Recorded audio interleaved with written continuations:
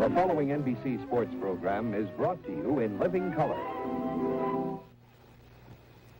Hi, I'm Joe Namath of the New York Jets.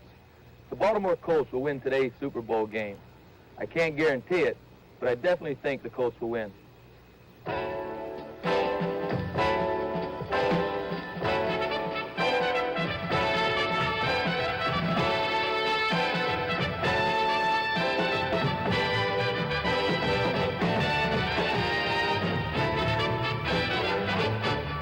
Brought to you by Chrysler Corporation, extra care in engineering. Your host today, your local Dodge, Chrysler, Plymouth dealer.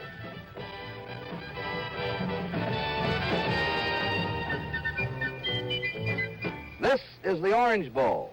It'll be jammed 80,000 fans today, the pro football capital of the world, Super Bowl day, the culmination of the long season that began last September and winds up this afternoon. Only a half hour now, countdown to the kickoff in beautiful Miami. Hi, everybody. This is Kurt Gowdy, along with Joe Namath here in Miami.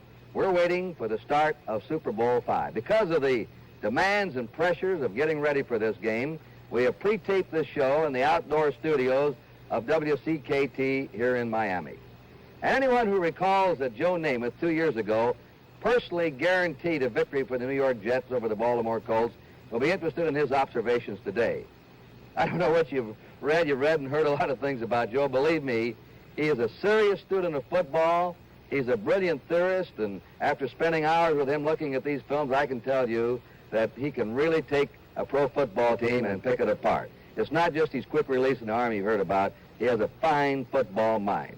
Joe, today it's the Baltimore Colts, champs of the American Conference, the Dallas Cowboys, champs of the National Conference. An old AFL team is not here today. Do you think it's taken a little sting out of the game? Well, I think it has, Kurt. In the old days, last year and years prior to that when we had the two conferences, the owners were always arguing with each other, the commissioners were arguing with each other, the players disliked each other, and it added a lot of excitement to this game. And without an AFL team in there, I think it does lack a little bit. Now, generally, how does it stack up to you before we really get down to details? Well, I think the Cowboys, I know the Cowboys have a tremendous running game, and Baltimore has a pretty good running game, not that outstanding. However, Baltimore's passing attack is head and shoulders above Dallas's because Craig Morton simply hasn't been able to throw the ball the last 4 or 5 weeks, and it's not because he can't. He's had a sore arm. He's had more injuries to his arm, and this is going to cause him a big problem. All right, we'll be back here with Joe Namath and a preview of Super Bowl V right after this message.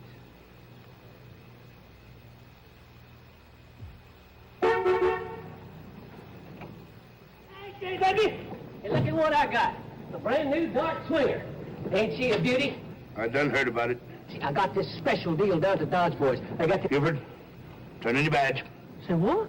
One thing I can't stand some law officer accepted preferential treatment. You mean a bribe? I mean your special deal. White side walls, wheel covers, vinyl roof, and all that stuff. Well, I paid for all that. But look at the sticker. And the automatic transmission? What about the automatic transmission? What did it cost you? Nothing. Give me the badge, Buford. That's part of the Swinger Automatic Special, J.W. Special equipped Dodge Dart comes with the automatic transmission at no extra charge. Go ask them. Ask him your own self. You're entitled to one phone call. Well, now... The new Swinger Automatic Special. So great last year, we brought it back for seconds. See it at your Dodge dealer today. Much obliged, Dodge boys. Well, Joe, the Dallas Cowboys arrived here by beating the 49ers in the National Football Conference Championship, while the Colts got here by defeating the Oakland Raiders in the American Football Conference Championship. Do the results of those two championship games surprise you at all? Well, one of them did. I thought that Oakland would beat Baltimore. Of course, when Daryl LaMonica got hurt in the second quarter, I think, not to take away anything from George Blanda, but George can't throw as well as Daryl, and I think that hurt Oakland's chances. And in the 49er game, I didn't really feel that the 49ers defense was strong enough to contain Dallas's running game, and they weren't. So the Dallas game went about according to plan. Well, over 60 million people will be viewing today's game know that Dallas has a tremendous running game, played a ball control running style of game against the 49ers to beat them. Do you think that the Dallas Cowboys will be able to run effectively against the Baltimore Colts? Well, they have a great running game, so they'll be able to run some, but I don't think they'll be able to run effectively enough. Baltimore has a tremendous defense, and I think they'll cut off Dallas's running game pretty good. This boy, Dwayne Thomas, who is, Tom Landry's called him the greatest running back in the history of the Cowboys, only his first year. They're already comparing him to Jimmy Brown. What do you think about him? Well, it's no doubt that he's a great athlete. He's done wonders for the Dallas team so far this year. And there are a couple other young backs that are also tremendous, like Ron Johnson from the Giants and O.J. Simpson. But people might tend to overlook the other half of the Dallas running game, Walt Garrison. I think Garrison does a tremendous job for the Cowboys. Who should we watch for with Baltimore to help stop this running game of Dallas's? Well, as I said, they're experienced. They're a very tough defensive unit. They work together well. I don't think Dallas will be running too much at Bubba Smith. I think they'll be running to the other side of the line towards like Hilton. you did against Baltimore 2 years ago. Right. Not necessarily because Hilton's weak, but I think Bubba Smith is that strong. They respect him that much, and so I think they'll be running the left side of the line more. And the Baltimore linebackers play the run well, don't they? Yes, they do, but I think they play the pass better than they play the run. They're all very active, and it's Ted Hendricks. Trying to throw over him is like trying to throw over a skyscraper. And, of course, Mike Curtis has good movement, and Ray May is a fine all-around linebacker. They coordinate very well in pass coverage. Oh, you think Dallas can run against Baltimore, but they're not going to tear them apart? I think they can run a little bit on them. I don't think they're going to run all day long. All right, now 2 out of every 3 yards Baltimore's gained this year has been in the air. Now, can Baltimore work their passing game against a defense that's allowed only 1 touchdown in the last 25 quarters? Well, the biggest thing about Baltimore's passing, Kurt, is Johnny Unitas. He's done such a great job this year at throwing the ball where the defenders aren't. Of course, Johnny needs the protection. He'll have to have his offensive line doing a great job to keep Dallas out of there. And if the line does do their regular job, I think Johnny will be able to throw on Dallas pretty good. They have not only a great pair of wide receivers in Hinton and Jefferson, but some backup men. They can flood 4 wide receivers in a game at one time. Right, and this is what also makes Baltimore's passing game more effective. They have Perkins backing up Hinton and Jefferson, and they have Jimmy Orr, who still has that experience. And, of course, Mitchell backs up Mackey. They have probably the finest group of receivers in all of football. Speaking of Perkins, he's an old Alabama teammate of yours, isn't he? Yes, he is. Raymond is, and for Dallas, Leroy Jordan and Dennis Hallman are old teammates. 2 on one club and 1 on the other. Right, I think I'll have to be pulling for Dallas only because of that. Now, you're pulling for Dallas and picking Baltimore. That's right. That makes a lot of sense. Joe, let me ask you something. We talk about this game and all the talk recently. It still always gets back to the name of Unitas. Didn't you wear Unitas' number 19 when you were in high school at Beaver Falls, Pennsylvania?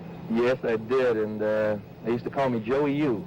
See, right. Well, I didn't live too far from Johnny back there, I guess about 40 miles apart, and Johnny was a legend, and he still is a legend in that area, and I respect the man tremendously, and it was a thrill for me just to be wearing number 19.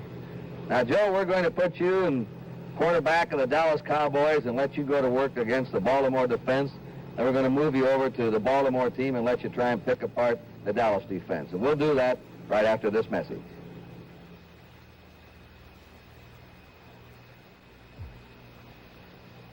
The salted peanut theory. It starts with a single peanut. You try it. You'll like it. You come back for more.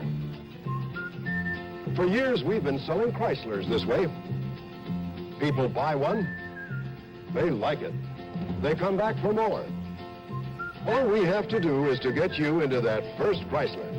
So, we're coming through with a brand new series of full-sized Chryslers, a special introductory offer at a new low price, a Royal. Royal is our way of introducing as many people as possible to Chrysler luxury, quality, and value. New Chrysler Royal. New low price. Royal. The easiest way yet to acquire the Chrysler taste. Here comes Chrysler, coming through. Here comes Chrysler. Now, let's take Johnny Unitas out as quarterback for Baltimore for 2 or 3 minutes, put Joe Namath in. Joe, you're now running the Baltimore attack against this famed Dallas defense. First of all, Dallas has a very fine front floor. They put a lot of pressure on the passing game and the quarterback. What would you do against the pass rush of Dallas? Well, I think Johnny is going to have to throw the ball quicker. He'll throw shorter patterns, I think. And I think he's going to have to establish a draw play or a screen, Kurt, because you got to slow down those fellas. Bob Lilly is tremendous. He's absolutely great. Yeah. He is great, yes. And Larry Cole's doing a great job for him. So he'll have to mix up his plays with the screens and the draws. And I think they might use 4 receivers and try and get a one-on-one situation with Waters, the free safety, the young kid. Now, there's Mel Renfro, an all-pro cornerback. Have you seen anything where Unitas will be able to find some flaws in that Dallas secondary? Well, I think the only flaw they have is the fact that you can tell what they're going to do a good percentage of the time before they do it. And with Johnny's experience and knowledge of the game, I think this is going to be a tremendous asset for the passing game. What's your key to tell what they're going to do? Well, it depends on the team you're playing against. And with Dallas, there's a couple of people, I hate to say who they are actually, that give you the key because we'll probably have to play them next year. Right. But you can tell when you come up to the line of scrimmage just the way a man lines up, or very often just the way a guy's looking at you, what they're going to do. Dallas going to play zone, man-to-man, or both? I think they'll use both. Dallas will double cover both wide receivers at times, or they have in the past. Now, I don't know if they want to do that and hang the linebackers up one-on-one with Mackey, because Mackey's a tremendous receiver. Fans can look for 2 defenders covering 1 wide man, 2 in the other, which might release the big tight end Mackey down the middle. Right. The linebackers will try and hold Mackey up at the line of scrimmage, but he's a big man. If he gets free, he'll be dangerous. Of course, Unitas very quick spotting these things, and he probably will do what he sees in the Dallas defense. Right. Now, as I said earlier, that's the biggest asset of Baltimore's passing attack. Johnny is so quick at reading the defensive alignment, etc. Joe, psychologically, as a quarterback, how important is it going to be to score first in this game? I think it's very important to Baltimore in this respect. Dallas doesn't have that explosive offense that they used to have. If Baltimore scores early, Dallas may have to try and catch up to them, but they won't leave their game plan early in the game. However, if Dallas gets on the board early, I don't think that's going to change much of Baltimore's thinking at all. We saw that sort of in the Ohio State-Stanford game. Right. Stanford got ahead, and Ohio State, a ground team, then tried to pass and catch up, just couldn't quite do it. That's right. And if Dallas, or if Craig Morton was healthy, if he could throw, then possibly they could do it. But I think they'll be in trouble if they get behind. Well, we ask you the importance of scoring first, and we also ask psychologically how important scoring early was Johnny Unitas and Craig Morton. So you're going to probably try and get quick, aren't you? Strike quick if you can. As quick as we possibly Yeah, can. you want to get on top. You think that's going to be a big key, don't you? Well, if we go out right now, we probably could beat them. No one else on the field. Right. But you like to get on top anytime. I mean, this type of team you're playing, the type of team you like to get ahead of. Well, we like to get ahead of everybody, like you said, but if we can get a quick one, we'll love to have it. Well, I think that our whole philosophy of offense has kind of been switched from a wide-open type of get-rich-quick plays to the more steady ground game, trying to establish that we do have a powerful front line and we have some excellent running backs. And so we always like to feel that we can control the game by running, and by doing this, we limit the defensive time on the field, and consequently we have more plays, and it has turned out to be real successful for us the last 7 weeks. Well, Craig Morton says he's going to take his time against that Baltimore zone. They're hard to throw deep on. Now, Joe Namath, let's put you over as the Dallas quarterback. How would you attack Baltimore? Well, first he wants to get his running game going. There's no doubt about that. And I don't think he's going to be able to get it going too successfully. So he's going to have to throw the football. And with as much respect as the Dallas running game has, I think the best passes he'll utilize or call will be play-action passes, where he'll fake to a running back and then turn around and throw the ball to somebody. We're going to look for him early maybe to fake that run. They're looking for the run and raise up and maybe try and hit a big one early. Right, he could go for the big one.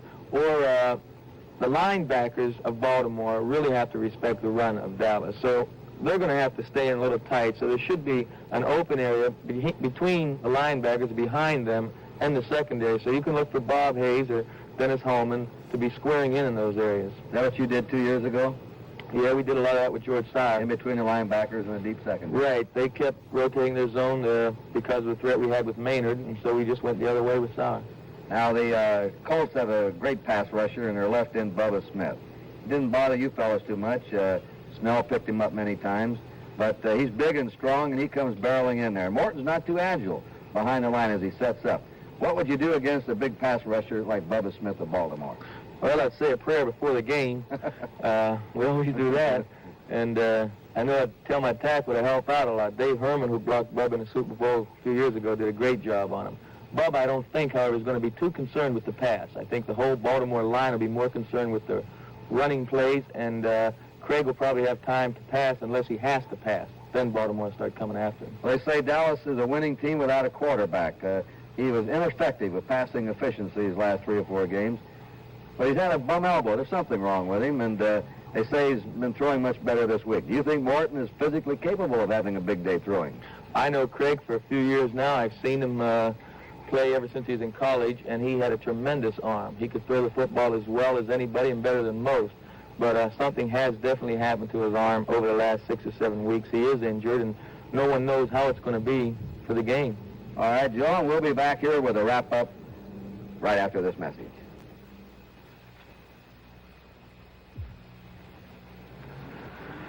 Okay, just go on back. Oh!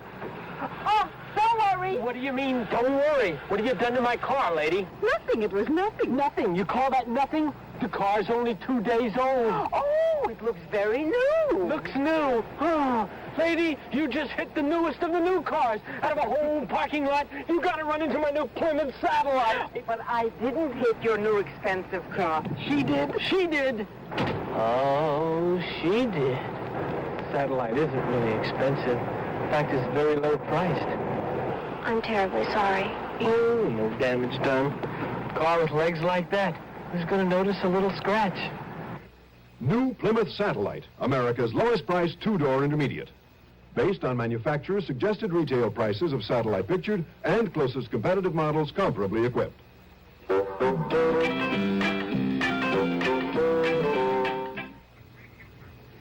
You know, Joe, after that Baltimore-Oakland game, Johnny Unitas did not have a high percentage of completion. And you commented to me, though, how he threw an almost perfect game. Either hit his receiver or the defender never touched the ball. Right. Johnny really impressed me in that game because his throwing very often didn't look accurate to the spectator, but it was because he was throwing a lot of passes away. And if there was any chance of anyone getting to the ball, it was his own people. So today, if the fans see Unitas missing some passes, sometimes he's missing on purpose. Of course, keep the ball away from the defense. We told Johnny Unitas what you said about that was one of the greatest performances you'd ever seen, and here's what he had to say as an answer. Well, we try not to throw it up for grabs. I try not to get in a position where I have to force a ball in between 2 people. My arm's not as strong as it was 10, 12 years ago, where I could take that opportunity and have maybe a throw, right, drill it in through that hole. I don't have the speed on the ball that I once had, but I can still throw the outside without any problem.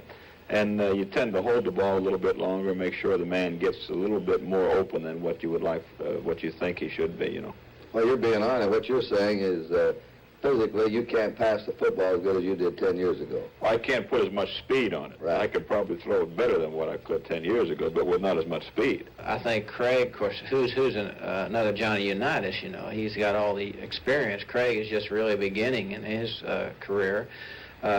He's had a lot of trouble this year, a lot of arm trouble, and whenever a quarterback has arm trouble, you got troubles because he can't work during practice, he can't do the things that makes great timing, and this has hurt him, and he's suffered for it, and we've had to compensate, in what we do to offset it. Joe, do you agree with Tom Landry on that? I certainly do. Timing phase of throwing a football is so important that you have to get out there and work at it and work on it every day. And if Craig can't throw it, he certainly can't work on it. And he paid a compliment to Unitas on his experience. You're still a fairly young quarterback, but year by year, are you realizing how important experience is in pro football? I certainly do, Kurt. When I first came into football as a rookie, I thought that I could play professional football. I had confidence. I wasn't aware of all the intricacies of the game. The more you play, the older you get, you're still learning. Johnny, I know Johnny feels the same way. Unitas, even though he's played 15, 16 years, you find out something new every game. Well, you went through a Super Bowl time here 2 years ago, the 2 weeks of preparation. Baltimore's gone at it differently this time. They've left their wives at home, their families. They come down here with total concentration. So has Dallas. How much pressure is there on these players coming into this game? But if they got their wives with them, I'd imagine there's a whole lot more on them than there would be without them. There's a tremendous amount of pressure on these guys. They're playing for the World Championship.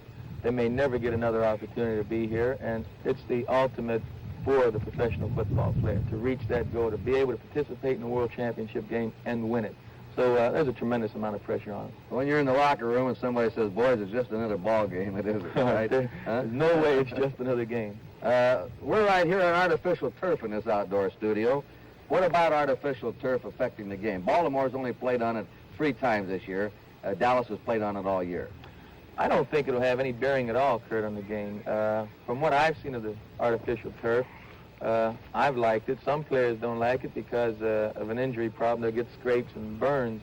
But usually, the footing has been great every time we've been on it, so I don't think it's going to have any bearing on the game. All right, one final wrap-up of your prediction and your general diagnosis of this game. Well, again, Kurt, I like the Baltimore Colts to win the game because they have the more balanced attack of the two. I don't think Dallas is going to be able to run the football on the Colts the way they've been able to run against these past few teams that they've played. And, of course, Johnny Unitas, with his experience, he's going to throw it to the right areas, and I think they'll move the ball on Dallas, and the field goal kickers are going to be very important in this game. Jim O'Brien for Baltimore and Clark for Dallas. Right, it could be decided by a field goal. Close game. It's definitely going to be close. Joe, we want to thank you very much. Incidentally, you'll be able to see Joe Namath on the Flip Wilson Show on NBC, February 4th. You've noticed the cast on his hand. Most of you know he broke his hand the 4th game of the year. It's still in the cast. A very slow healing bone there in that right hand you injured, wasn't it? Yes, it is, Kurt. It's taken a lot longer than I hoped it would take, and I'll get it examined again next week, and hopefully it's healed. Maybe you'll be unavailable for this show next year. You might be back in the Super Bowl as a player, huh? You know, I hope you're right about that. We have a fine team, and if we can stay healthy, if we have a little luck, we might be there next year. That's Joe Namath, the quarterback of the New York Jets, who's diagnosed and he's predicted the Baltimore Colts in a close game to defeat the Dallas Cowboys today. Now we're going to have a live update direct from the Orange Bowl and a unique way of looking at the starting lineups right after this message. We're proud of our 1971 Plymouths. They're the finest we've ever built. We're so proud, in fact, that we're making 2 special offers to make it easy for you to own one. First, there's the 1971 Fury V8 with new torsion quiet ride. To give it an extra big push, we've added a special package of popular options, including power steering, power brakes, and air conditioning. We're also pushing America's newest low-priced 2-door hardtop, Valiant Scamp, with a special introductory package including a vinyl roof, white walls, and a remote side view mirror. During our big push, if you buy either a specially equipped Fury or a specially equipped Valiant Scamp, we'll throw in the automatic transmission at no extra charge. That's right, automatic transmission, no extra charge. That's Chrysler Plymouth coming through.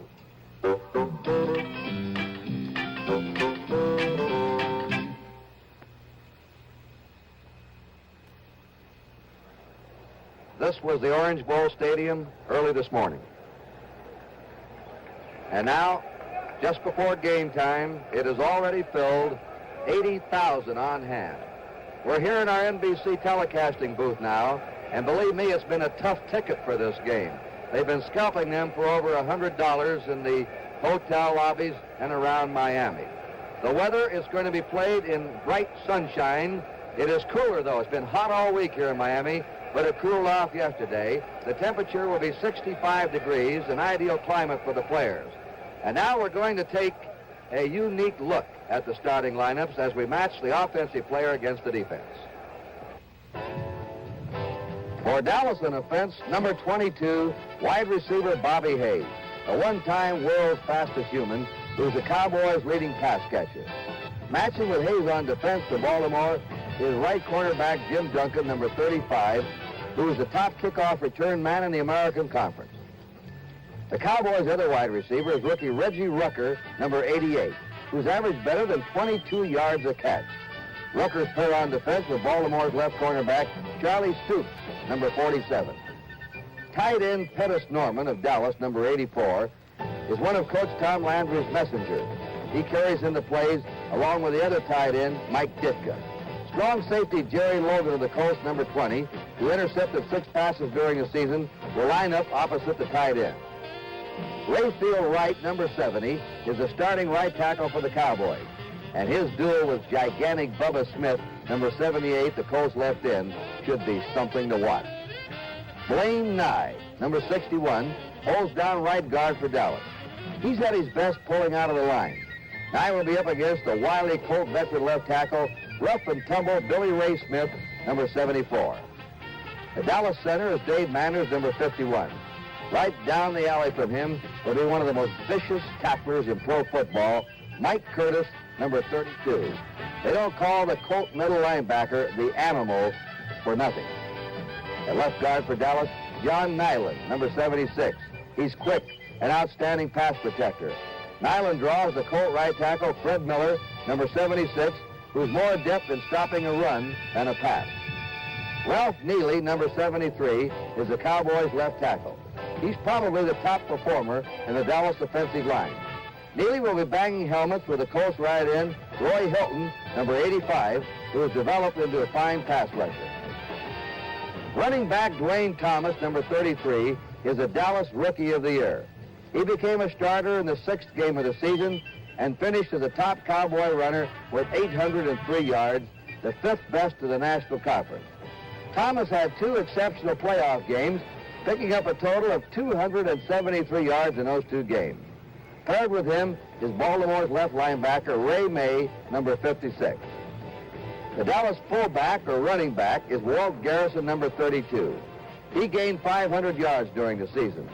And the Colts' fast improving right linebacker Ted Hendricks, number 83, will be across the line from Garrison. Quarterback Craig Morton of the Cowboys, number 14, threw 15 touchdown passes during the regular season. But his scatter-arm statistics in the playoffs were dismal.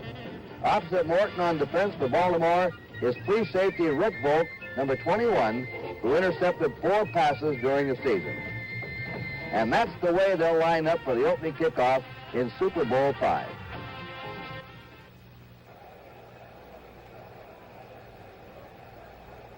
All right, that's the lineup that you'll be seeing on the field as the Dallas Cowboys have won the toss. They've elected to receive.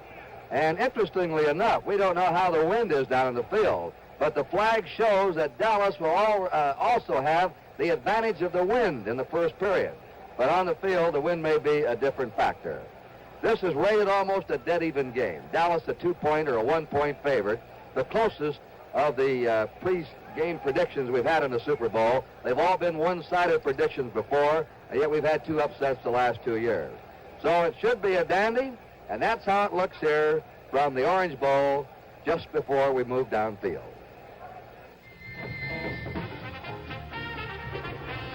This Super Bowl special preview has been brought to you by Chrysler Corporation, extra care in engineering. Your host today, your local Dodge and Chrysler Plymouth dealers.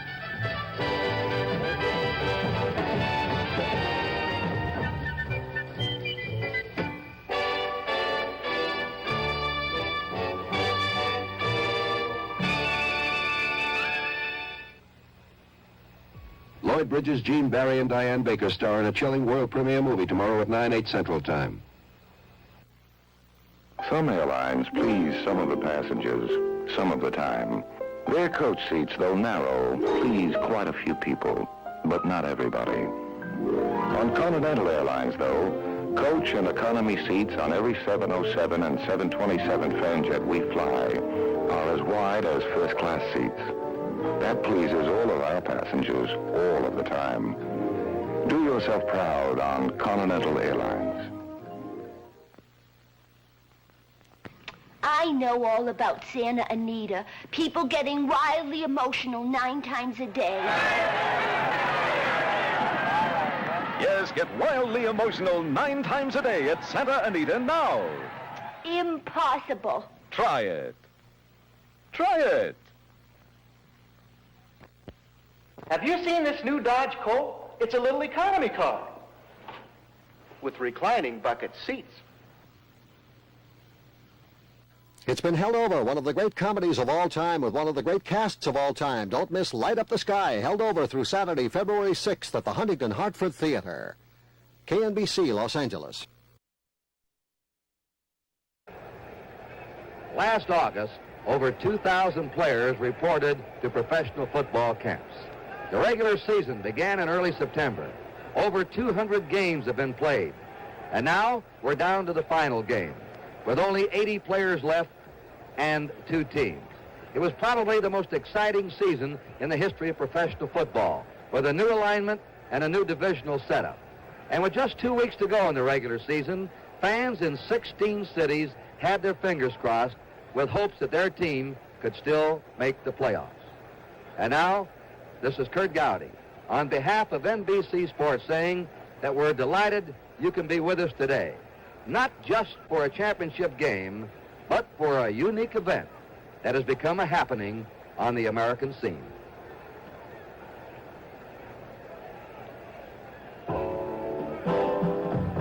NBC Sports, a service of NBC News, presents for the championship of professional football, Super Bowl V.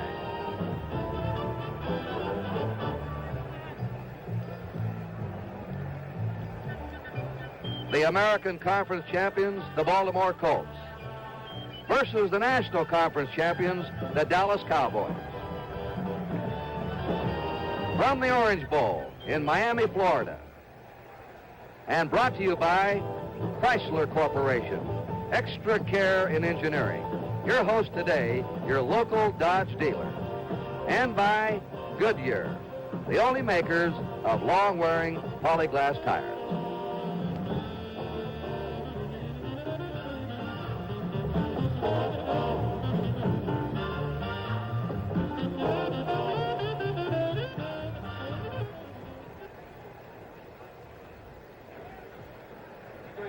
Miami, bright sunshine, the Orange Bowl Stadium. A record crowd for the Super Bowl today, 80,000. And of course, the artificial turf, a lightning-fast field.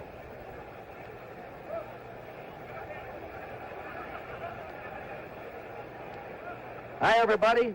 I'm Kurt Gowdy, and I'll call the play-by-play this afternoon. Kyle Rote, one of the best players who ever performed in the National Football League, will be analyzing this game. And down on the field, roaming the sidelines for pertinent information, will be Bill Ennis. Well, the Cowboys and the Colts have left the field. Right now, in their locker rooms, each player alone with his thoughts, what he has to do today. A final word from the coaching staffs, and then the team prayer. Meanwhile, at the bottom of the Orange Bowl, there's pomp, there's pageantry, and there's music.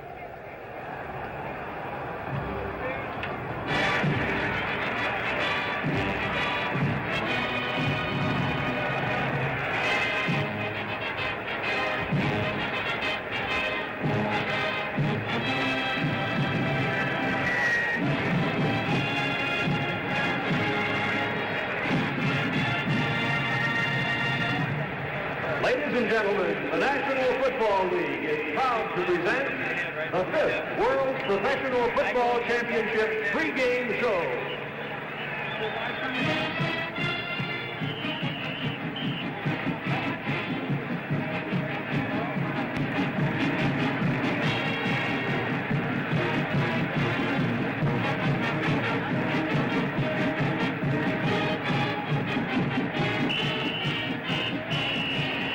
Of today's game is the shield of professional football with the letters NFL, the National Football League, comprised of the National and American Football Conferences, and 26 stars to indicate those 26 football powers whose gladiators of the professional gridiron led us to this confrontation today to determine the champion of the 1970 season.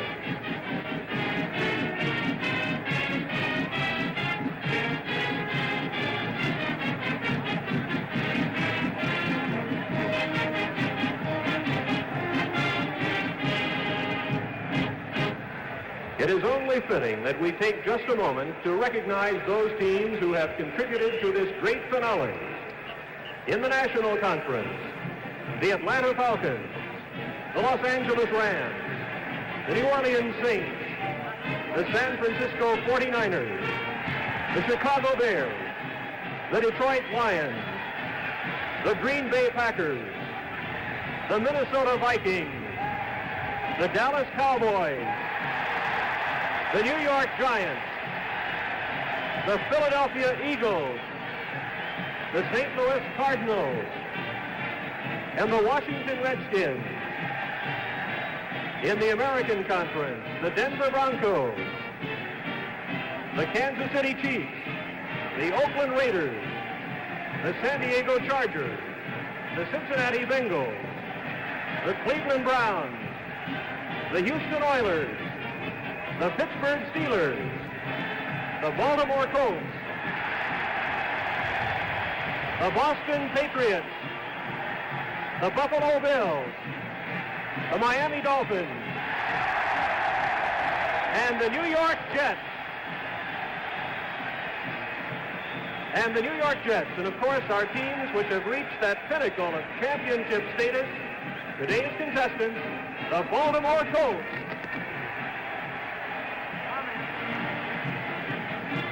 And here's the biggest Baltimore Colt of them all. And the Dallas Cowboys.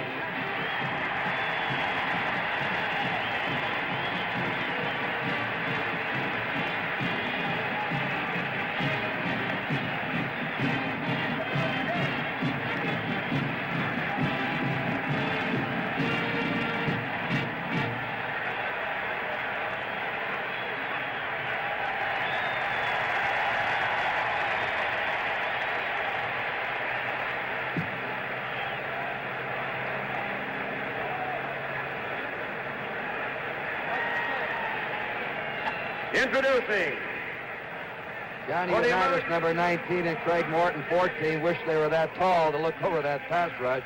The Baltimore Colts and the Dallas Cowboys are getting ready for the opening kickoff. We'll be back in a moment with more about Super Bowl V.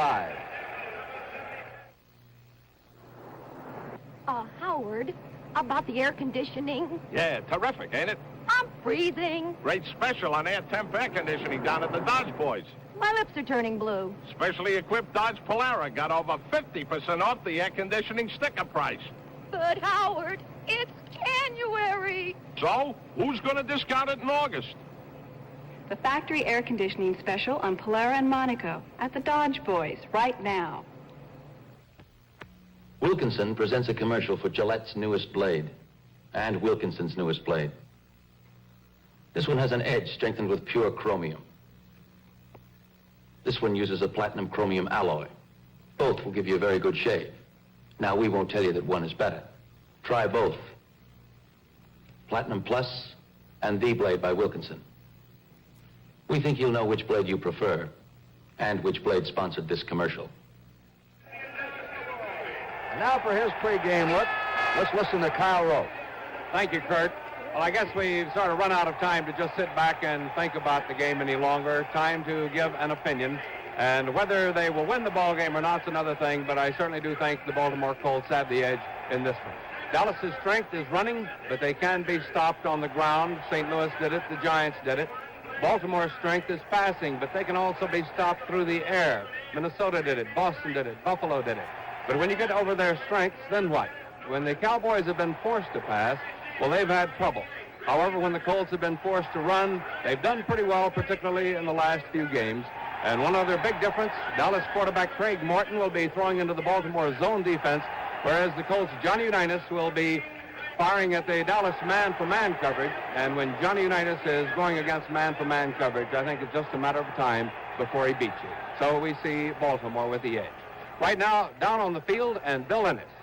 Thank you, Kyle. This is the first Super Bowl to be played on artificial surface.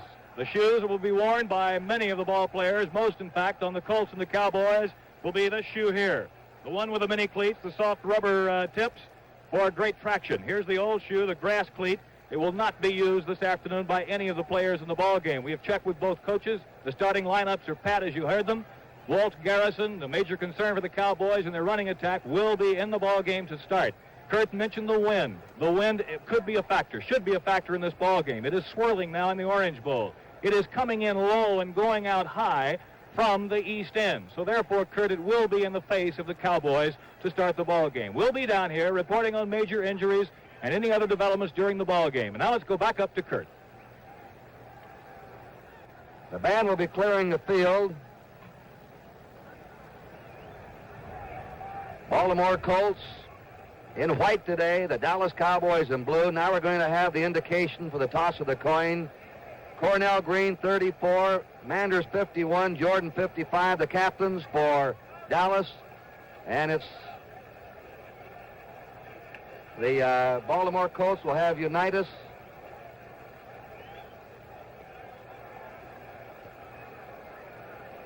He's going to be the offensive captain. Ray May, number 56. Fred Miller, the veteran, is the defensive captain. Dallas won the toss. They've elected to receive. Baltimore will kick off from your right. Norm Schachter is the referee. Paul Trapinski, the umpire. Ed Marion, the head linesman. Jack Fetty, the line judge. Hugh Gamber, the back judge. And Fritz Graff is the field judge.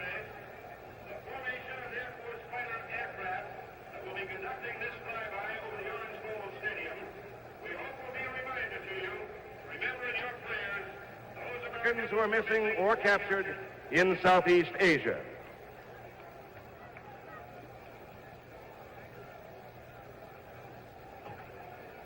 I hope you caught that announcement. We're going to have a formation of Air Force fighter aircraft conducting Ladies a and flyby. gentlemen, would you please join in singing our national anthem? They're not here yet. And now our national anthem.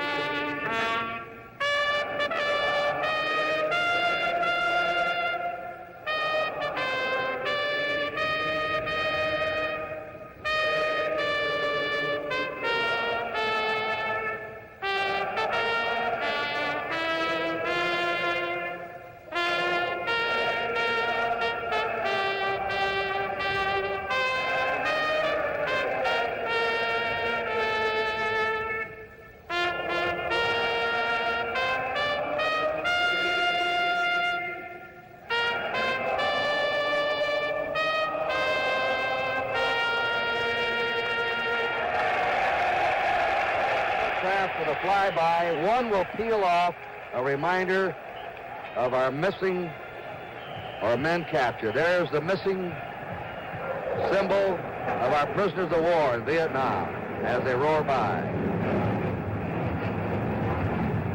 One gone, three remaining. The national anthem was played by Tommy Loy with the South Dade High School band. We're clearing the field now. Baltimore will kick off from your right. Dallas will be receiving, and they're going to put Calvin Hill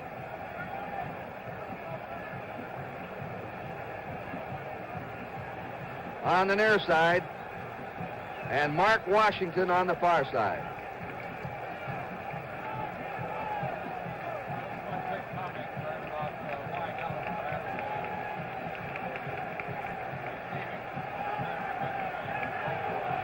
Their punters and quarterbacks to make sure that the wind was going in that direction on the field. There's the kick by O'Brien. Not too deep. That's Calvin Hill, and he's ridden down on the 24-yard line. And he's hit there by Jack Maitland, number 40. And so we'll watch Dallas now go to the attack. A team that has changed from a big play team to a ball control team. But will they be faking that run today and maybe showing some play action passes early? Greg Morton said if he could get to Reggie Rucker early and give him some confidence, he may try and do it. It's on the 24-yard line of Dallas, first down. Morton, the quarterback.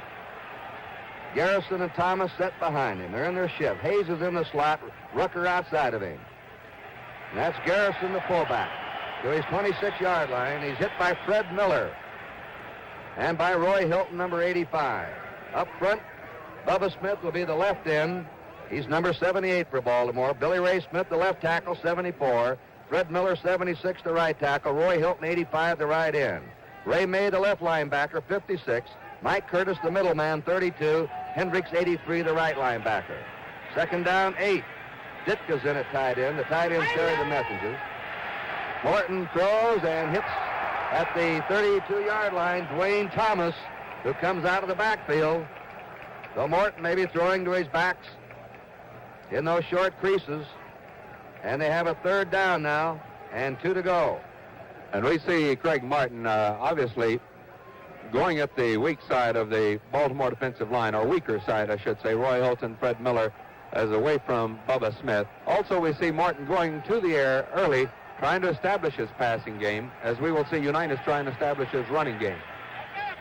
Hayes and Rucker are on the same side as flankers. 3rd and 2. They fake. They're going deep to Hayes. Nearly intercepted. The ball thrown short. Hayes had streaked beyond Jerry Logan, but Logan saw the short pass and came back to try and intercept. And that's a dangerous area, right in between the deep zone. Rick Volk, Jerry Logan, as Kurt pointed out, both of them inside, outside on the deep zone. Had the ball been up a little further, Jerry Logan might have had himself an interception. This should be a real matchup today. Baltimore has great return men. Ron Gardine averaged 12 yards a punt return, second in the conference. Jim Duncan, number 1 in kickoff return. Dallas has an outstanding covering team on kicks and punts. Ron Whitby booting a high one. Fair catch call by Gardine, the rookie, on his 26, and Baltimore will put the ball in play. Well, the defensive unit got a hand for Baltimore by their fans. This telecast presented by the authority of the National Football League, intended for the private use of our audience. Any rebroadcast or other use of the telecast without the express written consent of the National Football League is prohibited. Unitas at quarterback. Bulash and Nowatzki set behind him. Eddie Hinton left and split out to the right is Roy Jefferson. And the tight end Mackey's moved out in the slot. Bulash, big powerful rookie who really came along at the end of the season, is down by Leroy Jordan, number 55, the middle linebacker. A 4-yard gain by Norm Bulash, who is deceiving. He weighs 220, but he runs 109.6 or 9.7. He was on his college track team at TCU. Dog with injuries during college. And the Colts took a gamble on him as their number 1 pick last year. Second down, 6. No score early. Bulash again. He's being hemmed. And he's trapped for a loss on his 25. And storming in there to get him, number 66, George Andre, the right end. Herb Adderley, the cornerback, turned the play in, number 26. Adderley with an extremely quick force on that play. Bulash had no place to go. You see Unitas come out with some play pass action, not on a 3rd and long, but in the next series of downs. Cal, we noticed on that kickoff, we were talking about the wind. It was against the wind that hung up there in the air. If you get that ball high, it seems to be fighting the wind. 3rd and 11 now for Unitas from his 25. They're slotted to the left. Unitas flips it and completes it to the 29, but they're way short. That was the tight end, John Mackey, who caught the ball. He was down by Leroy Jordan, and Dallas holds. Both of these teams are outstanding defensive clubs. David Lee now is back in a punt formation. Now, he usually kicks a very high spiral. He can hang him up 5 seconds, count him off. That's an ideal hanging time for a punt to get the coverage. And he kicks it low, and it was nearly blocked. Bob Hayes is upended on his 32-yard line. Dallas really put the pressure on Dave Lee on that punt. So action will continue here at the Super Bowl. The score is Dallas 0 and Baltimore 0.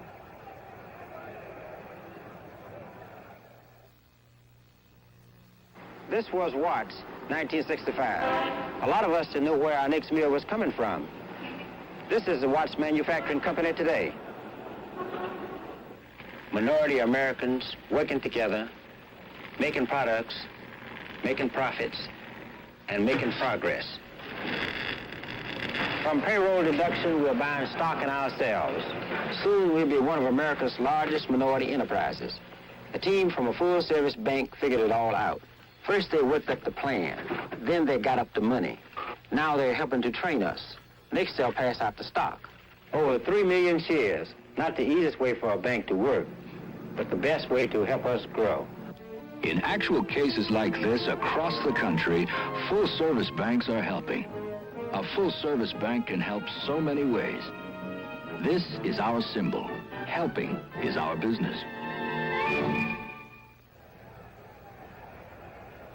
In the secondary for Baltimore, Charlie Stukes, the left corner, number 47, Jim Duncan, 35, the right corner, Logan and Volk are the safety men. First down, the pitch is to Thomas, and he maybe has a yard as a gang tackle in the charge led by Roy Hilton, the right end. Coming up fast, Jim Duncan, 35, the cornerback. 3 or 4 men on him. You'll be seeing the tight ends alternate for Dallas. Pettis Norman, 84, Mike Dicka, 89. The coach of Dallas, Tom Landry, calls all the plays. And he took over that assignment when Dallas had won 5, lost 4, and they haven't lost a game since. Pretty good signal caller. Second down, 10. Draw play. Dwayne Thomas to his 40 and hit by Mike Curtis, who says, I'm an animal on the field and a gentleman off. Here's Mike Curtis, number 32, the 6-year veteran from Duke, and he is all over the field. You'll see him this afternoon. You'll also see Dallas trying to take advantage of his mobility. They'll give him what appears to be a passing situation, come with the draw, trying to get him dropping back into pass coverage. Now they have a third down and 8, and they have Dan Reeves in. He runs a better pass pattern than promised. Morton is hit by 85, Roy Hilton.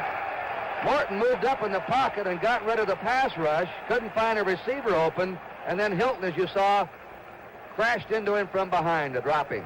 And there you saw the key to the Baltimore defense, their linebackers. Excellent drops. They're so important in their whole defensive alignment. If they don't come up and help that line, the line's really not strong enough to hold it off by themselves. Very few lines are. And in the zone coverage, they have to make those perfect drops, which obviously they did then. Ron Whitby now. He's averaged 41 yards a kick this year.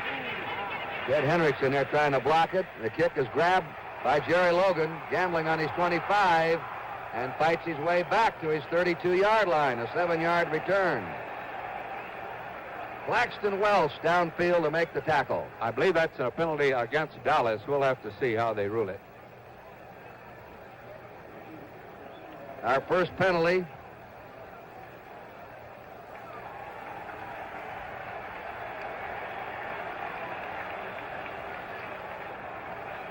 Now they put the ball on the Baltimore 47, Leroy Jordan, the defensive captain, talking to the official.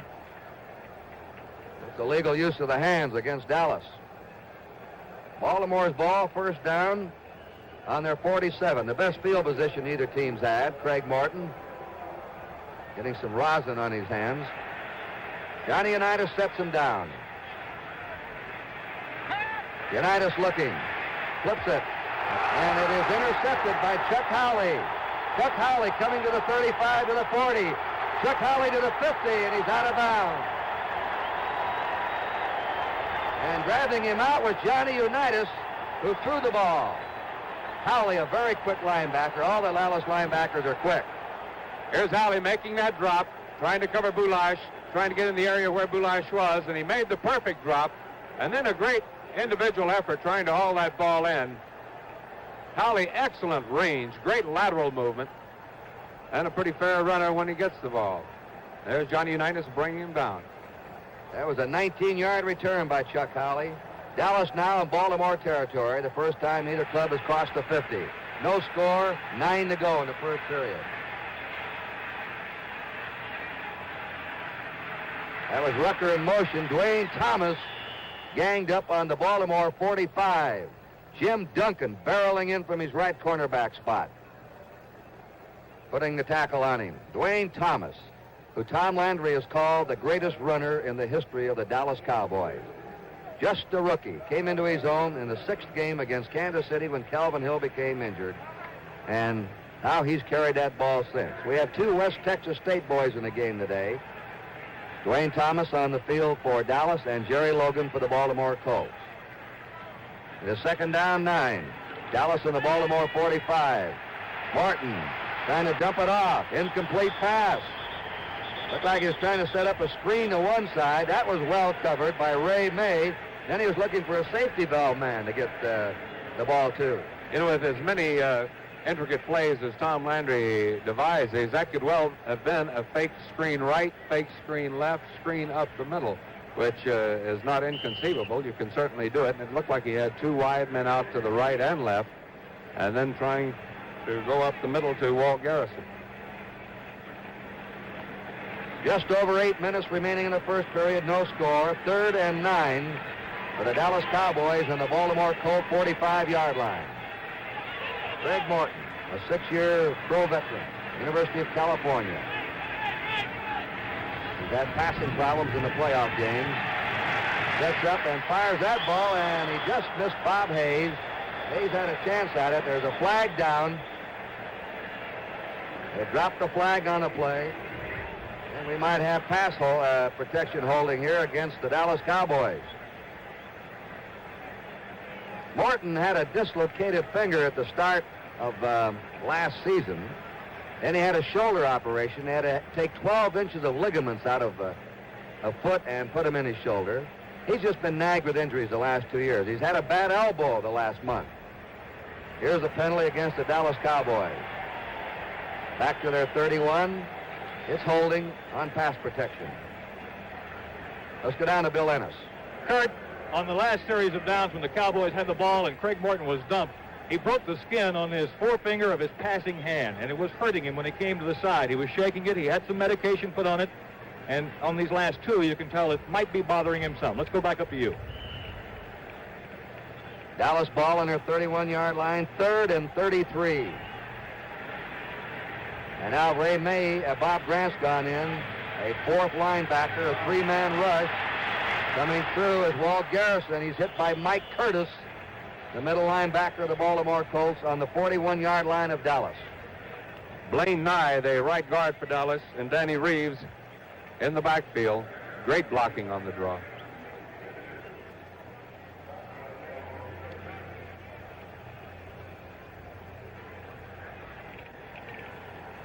In punt formation again is Rodden Whitby. This will be his 3rd punt. Ron Gardine is deep for the Baltimore Colts. Beautiful kick. Gardine fields it, fumbles, and a recovery inside the 10. Dallas ball.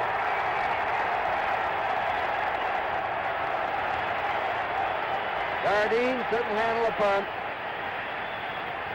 And here's a look at how it happened. Ron Gardine. Gardine trying to get going to his left, but the ball fading a little way to his right could perhaps be attributed to this wind. But another key play on a kicking play. And a big break for the Dallas Cowboys.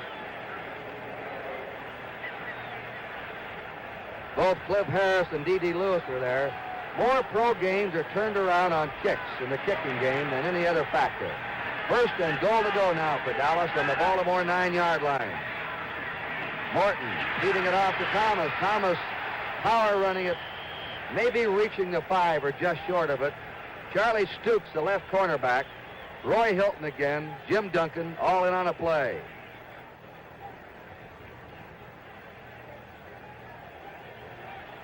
Second down, 5.5 to go for a Dallas touchdown. No score, 6.5 minutes to play in the first period.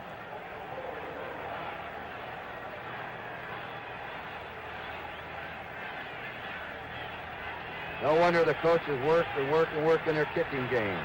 The receiving and the coverage. Second down, 5.5. Thomas again, stone wall, nowhere. Mike Curtis looked like he really moved in on that. He was a great charge, Kyle, as Curtis blasted through and hit Dwayne Thomas before he could get his momentum going. Now it's 3rd and 7 to go. I give Mike Curtis on this one. Fighting off that block on Dave Manders and just really overpowering Manders to get into the runner, Thomas. Dan Reeves, number 30, is checked in. Dwayne Thomas comes out. They use Reeves on 3rd down passing situations. He can catch the ball. 3rd now and 7 for a Dallas touchdown. Morton looking. And overthrows Reggie Rucker. And the field goal team is coming on. Rucker was covered there by Charlie Stoops. 4th and 7. Mike Clark is on. He hit 18 out of 27 this year. Reeves will hold for him at the 13-yard line. Slight angle from the far side. Kick is good. So Dallas is first on the scoreboard. Action will continue here at the Super Bowl. The score, the Dallas Cowboys 3, the Baltimore Colts nothing. Men, when you take it off with Noxema medicated shave, you know how close you can get?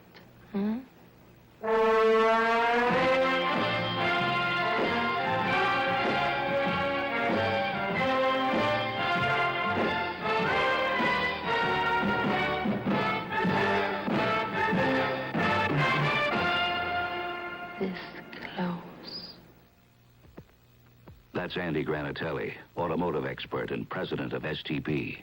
You might not expect a guy like Granatelli to worry like everybody else about cold weather starts. But while he's inside, burning the midnight oil, out here it's freezing. So Andy uses STP oil treatment, not because he makes it, but because it works like antifreeze for your oil. Helps any engine start easier all winter long. Have your service station add STP to your oil and get the edge on winter. The man with the jacket and black shirt is Gino Marchetti, considered by most experts the greatest defensive end who ever played football. And he's still a Colt fan, and he helps the Colts with some coaching during the years. Here's the kickoff, a short one. Running up on it is Jim Duncan, a great kickoff returner to the 30. Duncan nearly breaks it, brings it out to the 36. He's averaged 35 yards a kick return. And he usually gives Baltimore good field position after a kickoff. Claxton Welch brought him down. Baltimore did not have a turnover against Oakland to win the American Football Conference Championship. They've already had 2 turnovers in this first period. Unitas being intercepted once and then fumbling a punt away to Dallas. Baltimore's ball, first down on their 36. Unitas to Boulash. Boulash is hauled down on his 36-yard line by Bob Lilly, the sheriff. One of the greatest defensive tackles of all time. 10 years he's played with the Cowboys, a former All-American at TCU. Very agile and strong. And you'll see Baltimore putting 2 men on him. If they probably are starting their game plan to put 2 men on him. And some clubs even have to finally resort to putting 3 men to stop Lilly. Great, as you just saw, tremendous lateral reaction. Eddie Hinton flanks left, Roy Jefferson right. Second down, 10 for the Colts. Trying to establish that running game. Coming through is Nowatzki, who on the Tuesday before this regular season started was unemployed.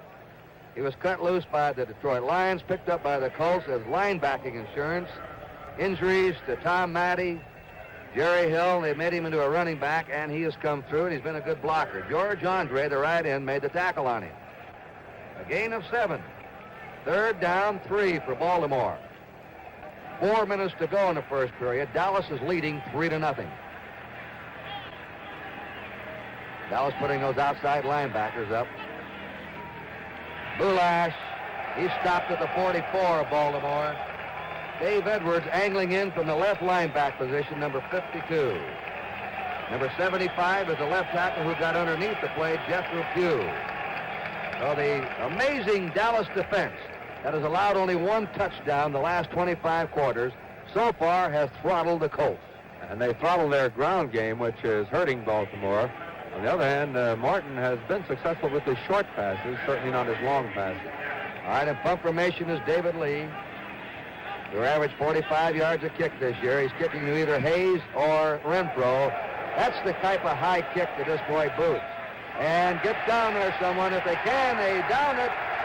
And they downed it and carried it in. Well, they had him on the ropes if they could have kept the ball in there. Right. Just too many fingers in the pot, I guess. Too many cooks in the kitchen that time. Their momentum carried the ball across the goal line. You'll see him try and slap it back or slap it dead before it can cross that goal line. They would have had Dallas on the 1-yard line.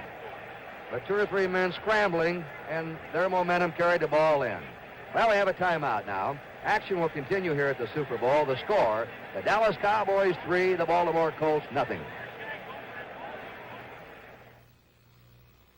The Goodyear Custom White Tread Polyglass Tire. Laramie, you've got a lot of driving ahead of you, mister. Polyglass is mileage.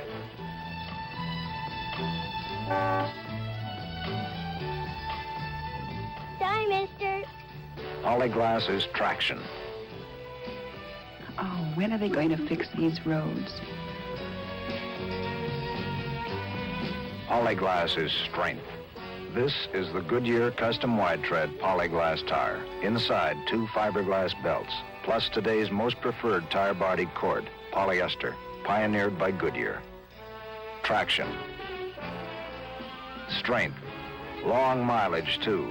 Polyglass is value. And remember, if it doesn't say Goodyear, it can't be Polyglass.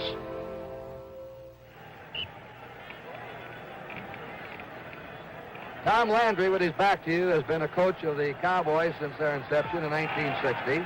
He watches his team. That's Ditka, who'll bring a play in on the next down.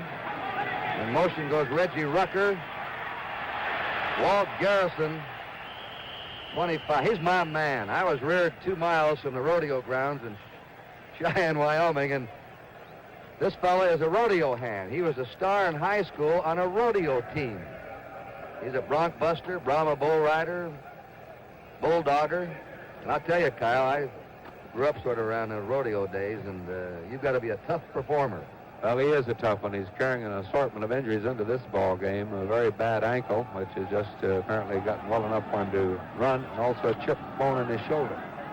Second down 5. The Cowboys in their 25. They're leading 3-0. In motion is Dwayne Thomas. Here's a draw to Garrison. Garrison has a first down to his 31-yard line. He's hit by Billy Ray Smith, who's going to call it quits after today. He'll retire. Tom Landry sending in Pettis Norman now with a play. You'll see Norman, 84, replace Ditka, 89, and Ditka come back in. The tight ends bring the plays in. Paul Brown used to use the guards as his messenger boys. Landry uses his tight ends. Dallas on their own 30. That's the first down. Here's Dwayne Thomas.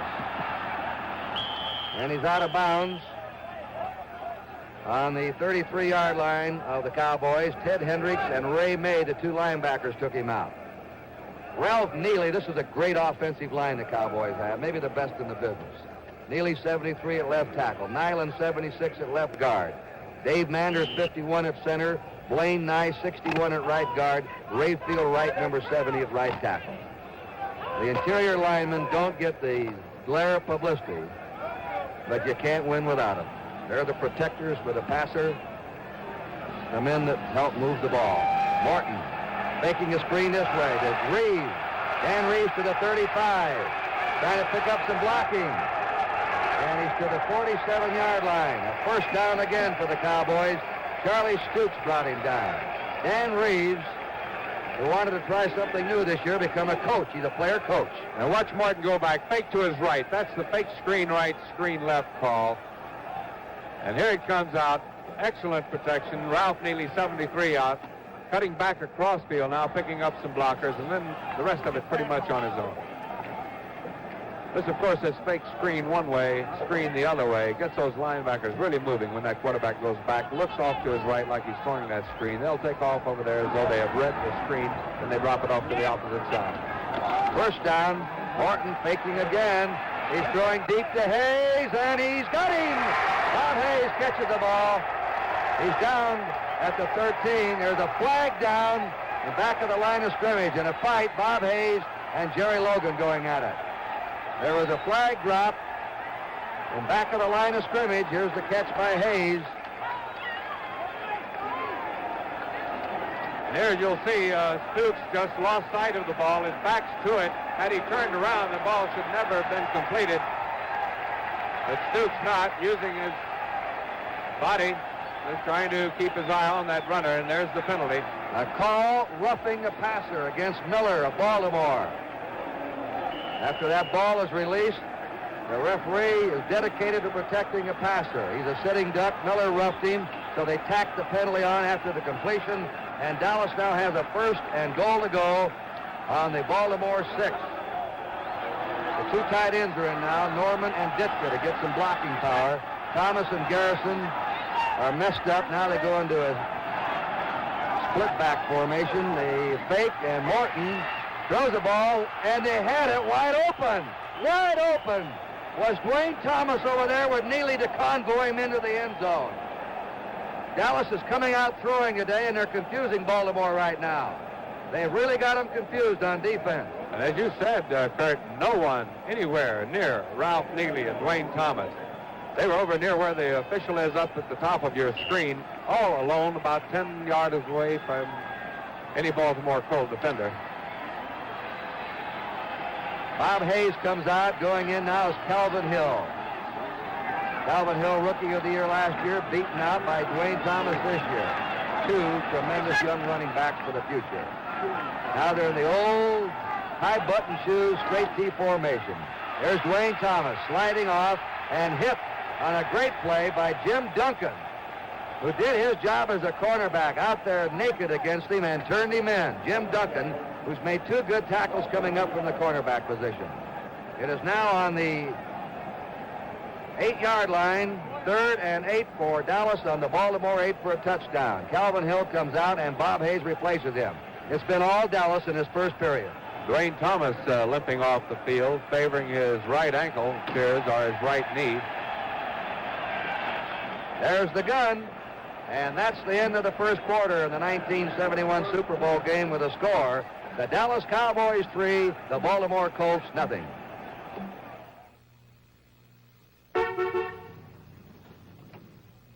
Hey, Debbie, hey, look at what I got. A brand new Dart Swinger. Ain't she a beauty? I done heard about it. See, I got this special deal down to Dodge Boys. I got the... Buford, turn in your badge. Say what? One thing I can't stand is a law officer accepted preferential treatment. You mean a bribe? I mean a special deal. White side walls, wheel covers, vinyl roof, and all that stuff. But I paid for all that. Wait, look at the sticker. And the automatic transmission? What about the automatic transmission? What did it cost you? Nothing. Give me the badge, Buford. That's part of the Swinger Automatic Special, J.W. Special equipped Dodge Dart comes with the automatic transmission at no extra charge. Go ask them. Ask him your own self. You're entitled to one phone call. The new Swinger Automatic Special. So great last year, we brought it back for seconds. See it at your Dodge dealer today. Much obliged, Dodge boys. Today's game is being played for the Vince Lombardi Trophy. Vince coached the very first Super Bowl winner. Those who knew him knew he hated to lose, but he couldn't beat cancer. Brian Piccolo, the gutsy Chicago Bear running back, gave everything he had, but cancer cut him down too. You know, scientists tell us that through research, we're close to beating this dread disease. The National Football League asked you for your help in making that victory come sooner. Send your contributions, whatever you can afford, to Super Bowl Cancer Fund, Box 800, Grand Central Station, New York, New York, 117. We owe it to Vince and Brian. This is Kurt Gowdy, Kyle Rote, Bill Ennis, second period. Dallas was a little confused, you saw, in their last formation. Rucker started off the field, went back. That might have bombed out that wide open play they had. Here's Morton. He's hit. He throws the ball, but a flag is down. In there on him is Billy Ray Smith, number 74. I think we'll get a grounding penalty. You rarely see it called, but I think that's what it'll be. If this is called, this is the first one we've seen this year, Kyle. And the official who called it was standing right behind Martin. Looked like Martin was trying to hit one of his linemen and then suddenly veered away and threw it into the ground. 15-yard penalty moves the ball back to the 23-yard line of Baltimore. That's intentionally grounding. Loss of a down, so the field goal team is on. And now Mike Clark, who kicked a 13-yard field goal with 5:32 to go in the first period, will try again. Dan Reeves will spot the ball for him on the Baltimore 30.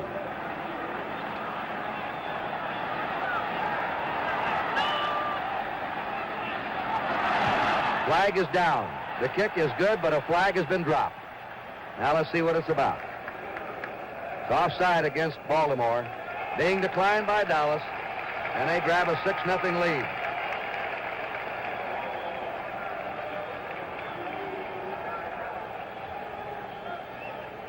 Let's quickly go down to Bill Ennis. Kurt, on a series of plays a moment ago, Dwayne Thomas slightly twisted his right knee, but he has been running here at the bench. We checked with the trainer. He should be all right and should be back in action shortly. Back up to you. Thanks for that report, Bill.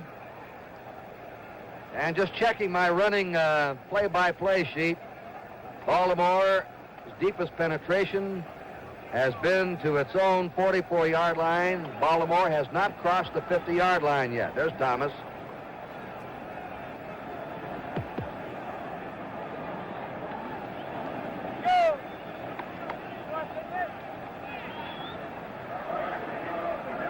Jim Duncan and Ron Gardine will receive this kick, one of them from Mike Clark. He booms it. It is coming to Duncan. A real threat. He's to the 10, 15, to the 20, and to the 25.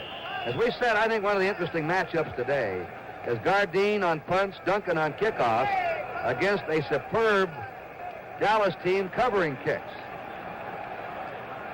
First down, Baltimore on their 24. And now let's see if 37-year-old John Unitas can figure out and try and crack this Dallas defense as he sets him down. So far, he's not been able to move him. And he throws under the gun again. Boy, they're putting the heat on him. D.D. Lewis was in there. He was trying to hit Eddie Hinton.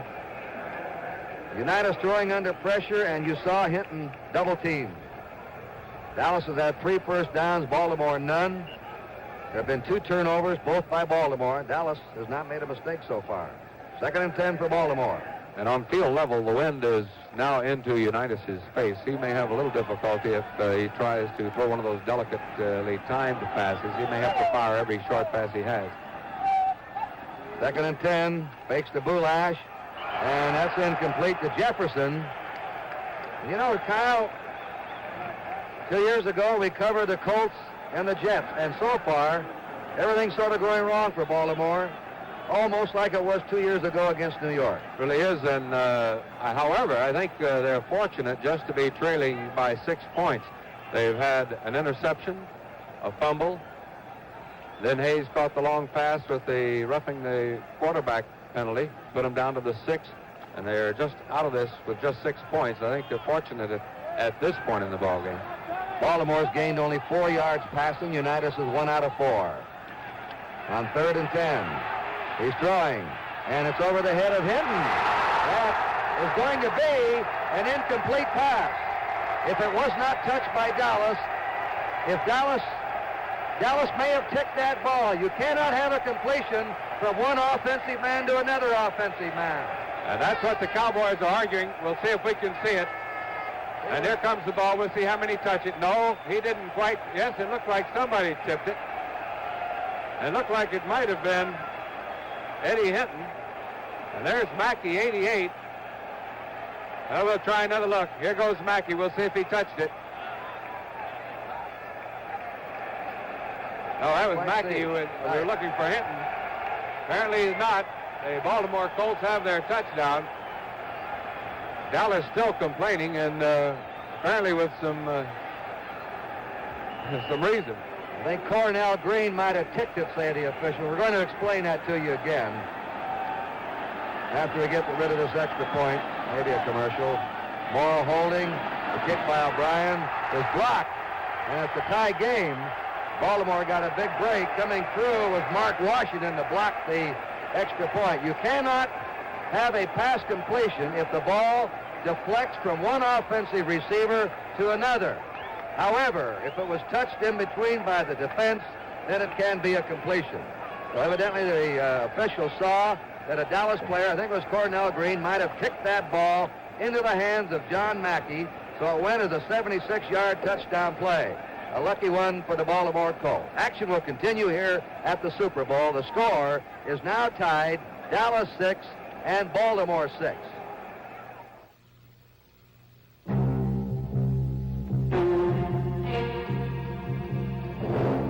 Tungsten steel, tough, hard. No metal holds a sharper edge. Tungsten steel. That's why Persana went to Sweden and worked with precision steel experts to develop a razor blade made of tungsten steel. No metal holds a sharper edge. Introducing the totally new Tungsten Tough Persana 74. The Persona 74.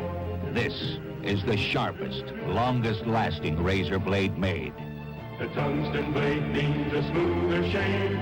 Persona 74. Not just a coating, but a totally new blade steel. New Persona 74. Tungsten tough to smooth out your shave. The Persona 74.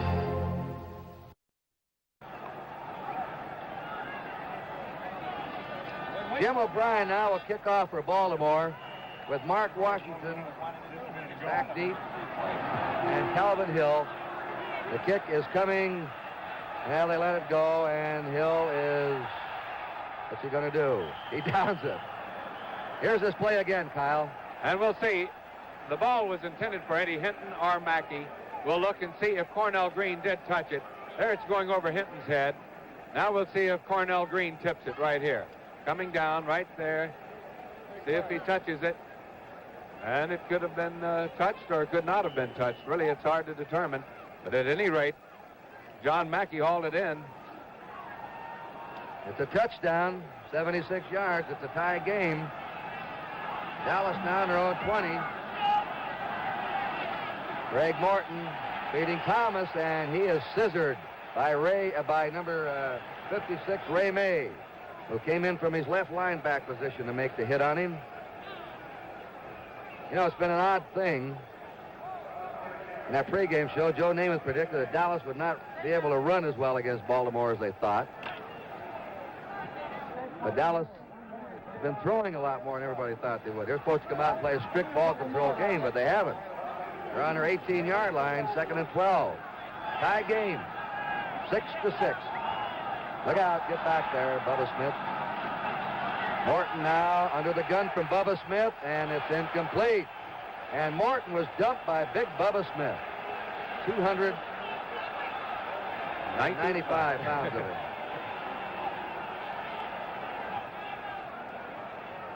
Tom Landry sending in a new play. And also, with the tight end Norman going in, he's sending in Dan Reeves, his back. It is now 3rd down and 12. Morton now is 3 out of 8. Unitas is 2 out of 5. Dallas has controlled the ball in this game. They've controlled everything but one play. On a deflection from one man to another with a Dallas man touching it in between, saying the official. And Dallas is hopping mad. He dumps it off. It's incomplete to Garrison, the fullback, number 32. And now a punt formation coming up. And after that touchdown strike by Baltimore and holding Dallas, let's see if Baltimore gets the momentum going. Ron Woodby will punt. Ron Gardine, the rookie from Arizona, will be back. Game tied 6-6. Greg Morton coming to the bench.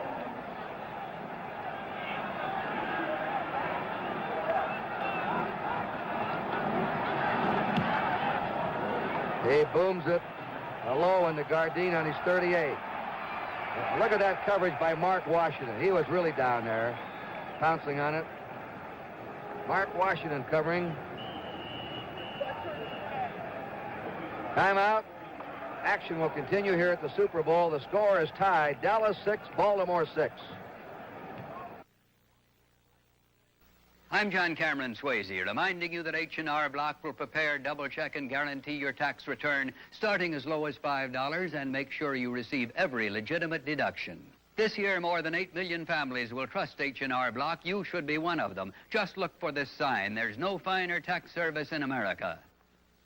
Find 3 convenient H&R Block offices in Buena Park, Canoga Park, and Anaheim. H&R Block, a good place to place your confidence. The Oppenheimer Fund is a mutual investment fund whose management will take what it considers prudent risks in an effort to make your money grow. Ask your securities dealer for a free prospectus on the Oppenheimer Fund.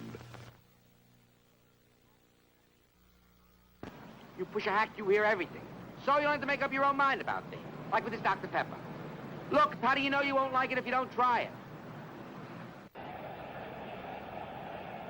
The Dallas bench, already a controversial play in the first half. Dallas leading 6-0, widely outplaying Baltimore when Baltimore struck.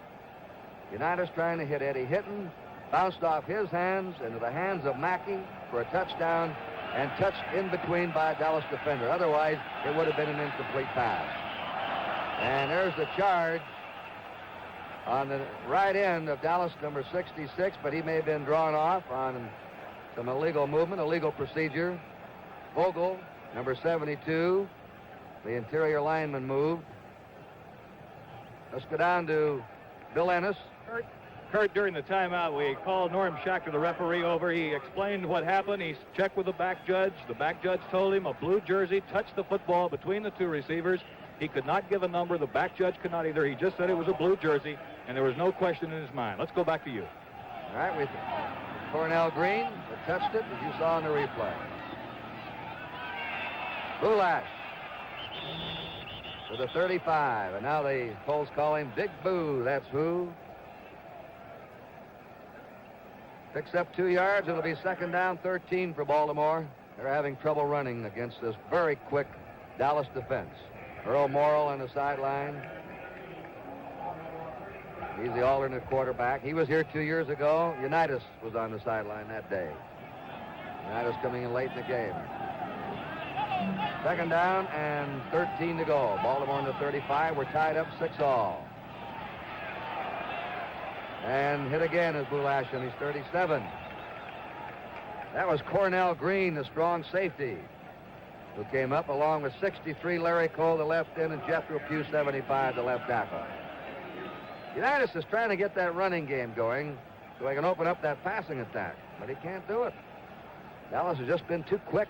I think the way Cornell Green has been playing on 2nd down situations, uptight, watching that back. We might look for Johnny the next time he has a 2nd down situation to go deep. 3rd and 11. Unitas, strong rush on him. Sideline pass over the head of Eddie Hinton, 33, who's being covered by Mel Renfro, one of the great defensive backs in pro football. And you saw Cole in there. Unitas is getting a hard rush today. He has not had much time every time he's thrown. 4th and 11 and a punt formation with David Lee now to kick. Bob Hayes, Mel Renfro back as the 2 safety men. 11:48 to go in the first half. The game is tied 6-6.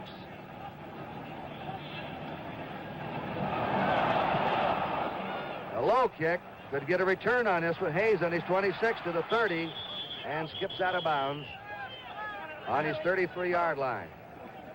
This 5th Super Bowl game being carried on 510 television stations, 720 radio outlets. Live television coverage via satellite to Hawaii, Puerto Rico, Mexico, the Virgin Islands, Costa Rica, and Canada. And the first telecast of a Super Bowl game to be seen via satellite on NBC's affiliate KENI Television in Anchorage, Alaska. And in Great Britain, They're going to watch a delayed report of this game. Maybe a little confused over there today in Great Britain. First down on the 33. Here's the pitch to Thomas. Thomas battles his way to his 35, and he's hit by Rick Volk, the safety man. We're going to pause briefly for station identification. This is the NBC television network. Inquiry with Sheriff Peter Pitchess at 5 on KNBC Los Angeles. Now we said that Baltimore is not running against Dallas, and neither is Dallas running against Baltimore. They've only had 30 yards rushing. The Colts have had only 12 rushing. Fake draw. The pass incomplete to Bob Hayes. Hit the turf. Morton on a play action, trying to make Baltimore think run and then pass. Fake to Garrison on the draw, and the pass was in front of Bob Hayes, who had curled into that zone open. And you can just see the pressure in a game like this. Both quarterbacks, Morton and Unitas, offline on a number of their passes, throwing it down into the ground, trying to make sure they guide that thing so well. They're holding on to the ball just a little too long, and it's taking it right down into this artificial turf. Morton is 3 out of 10. And on third down, it's off to Reeves. Reeves nearly dropped the ball, then he's stopped on his 34-yard line by Ray May and Mike Curtis, the two linebackers in there on him. So now it'll be 4th and 9, and Ron Woodby comes in. This is turning into a punting duel here in the first half with two very tough defenses. That's why they're both in the Super Bowl, because they have great defenses. To beat this Baltimore defense, you've got to beat their linebackers. Again, they are the key to it. Ron Gardine, the safety man. Flag goes down. A high kick. Gardine is calling for a fair catch on his 22-yard line. But a flag has been dropped. Offside against Dallas. Let's see what Baltimore wants to do. Wouldn't be surprised to see them have him kick it over. That's, we'll see. They may take. That was a 44-yard kick from scrimmage with no return, a very effective punt. 10 minutes, 17 seconds remaining in the first half. The game is tied 6-6. They're going to bring it back. A key point in this decision is that it is 4th down and about 7 to go, and with the penalty, of course, it'll bring it out to about 12, 13 yards to go. They looked over to McCaffrey, the Baltimore coach. He gave him the decision, accept the penalty. Now it's back on the 30-yard line. Dallas has run off twice as many plays as Baltimore. Once again, Ron Woodby, who in his senior year at Tennessee led the nation's college kickers in punting. And he boots this one away. Another beauty, fair catch called by Gardine. He already called for the catch on his 21-yard line.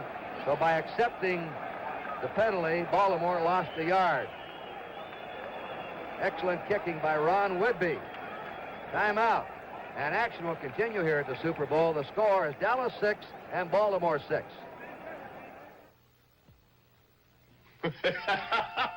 Certain things make you uncontrollably happy.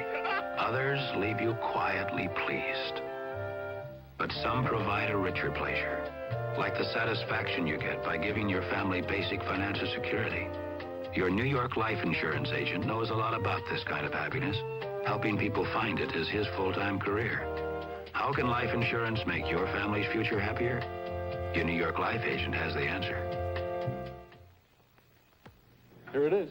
Solid luxury. New Charger SE, completely restyled this year. Sir, I'd love a Charger, but... Oh, family man, huh? Yeah? I'll tell you what.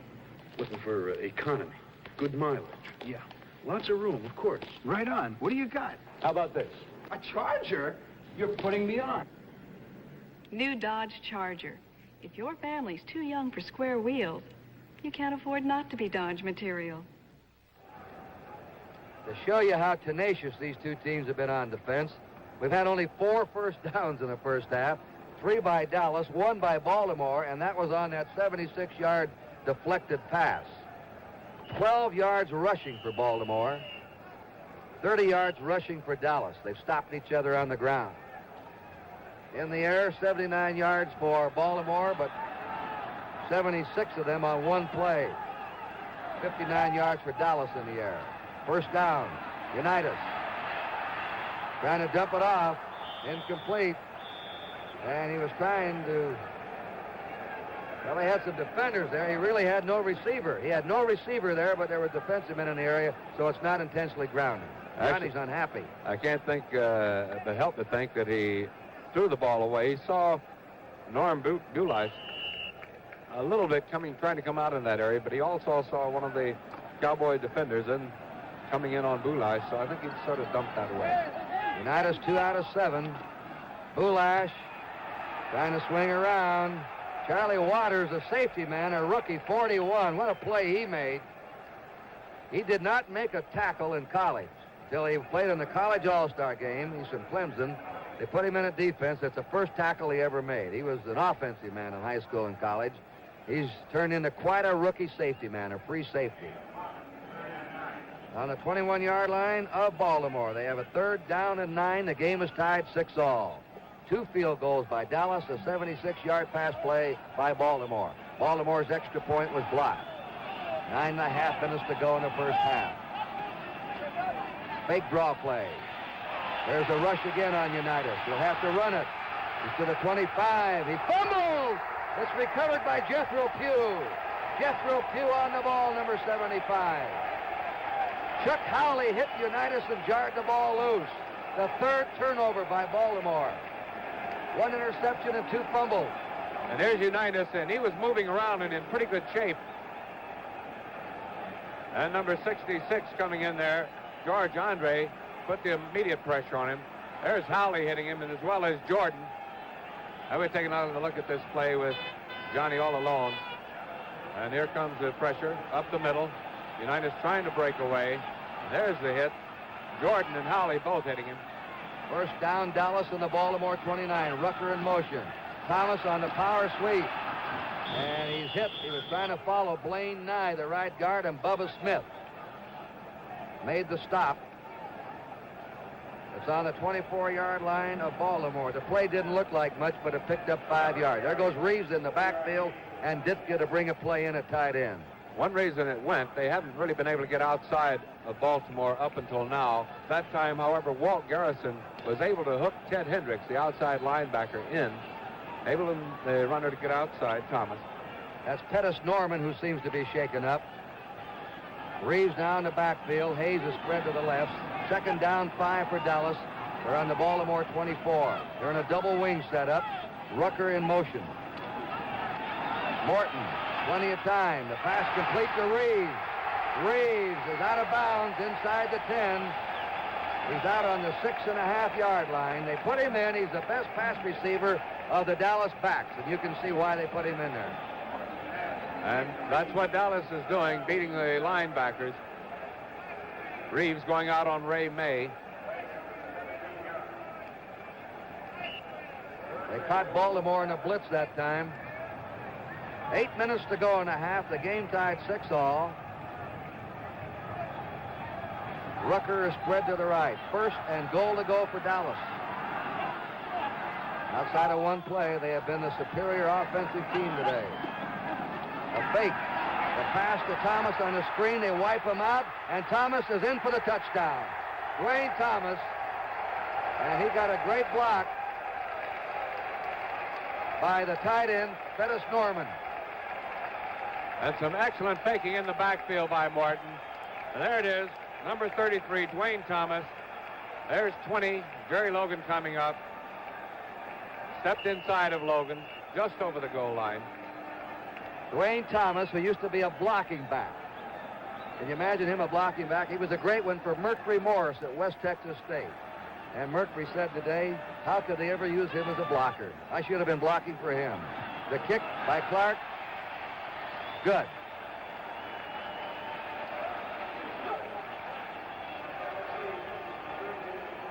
So the Cowboys have made their own luck today. They had one bad break, if they want to be a Cowboy fan, a deflected pass.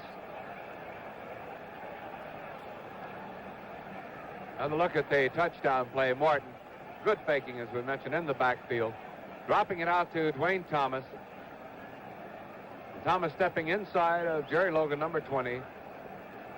And just falling over the goal line as Billy Ray Smith came in to make the tackle. Kyle, Baltimore has had 3 turnovers. They fumbled the ball away twice. Unitas has fumbled once. Gartine fumbled a punt, and they've had a pass interception. And Dallas has not had a turnover, and that's the story so far. Duncan takes it on the 8. Comes to the 20. He's up to the 30. This is a typical Duncan return as he runs it back to his 38-yard line. And the tackle is made there by Richmond Flowers, a former high hurdler at the University of Tennessee. Remember the Bing Crosby Pro-Am Golf later today on NBC, live from Pebble Beach. First down, the Baltimore Colts trailing 13-6 on their own 38-yard line. Nowatzki and Bulash set behind Unitas. Jefferson right, Hinton left. The pass is... There's going to be a flag. That's an interception, but I think you're going to have an interference call here. The pass was intended for Jefferson, and we have pass interference on Herb Adderley.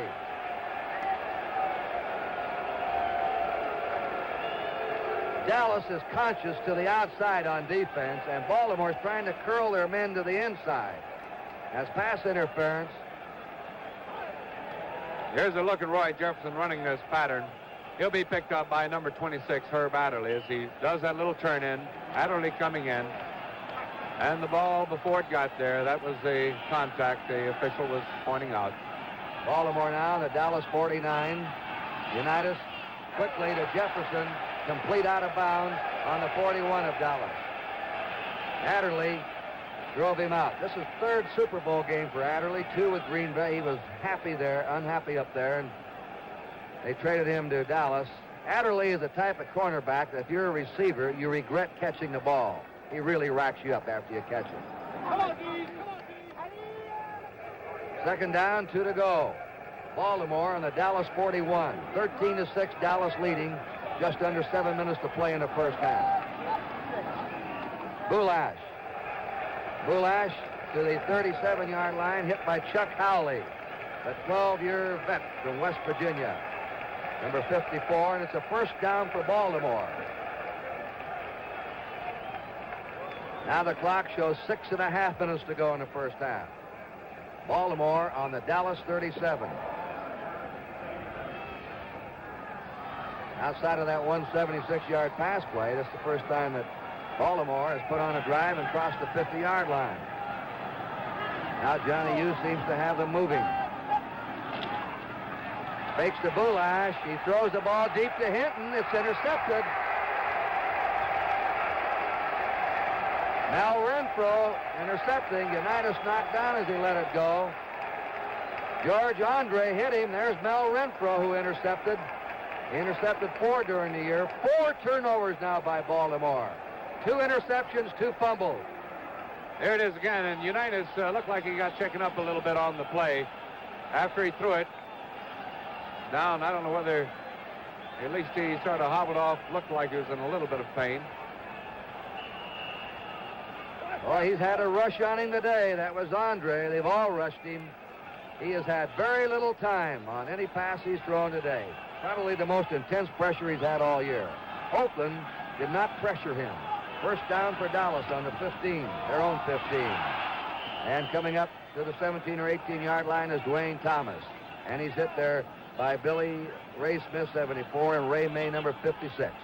Getting back to this Dallas rush on Unitas, actually there have been a couple of Red Dogs, but not a consistent Red Dogging pattern. And this has been done pretty much by that front 4. Andre, Lilly, Hugh, Cole. Tremendous pressure on Johnny. On that play, he had Eddie Hinton wide open, but he threw the ball too late. As he hit by Andre, let it go, and Renfro picked it off. It was too short.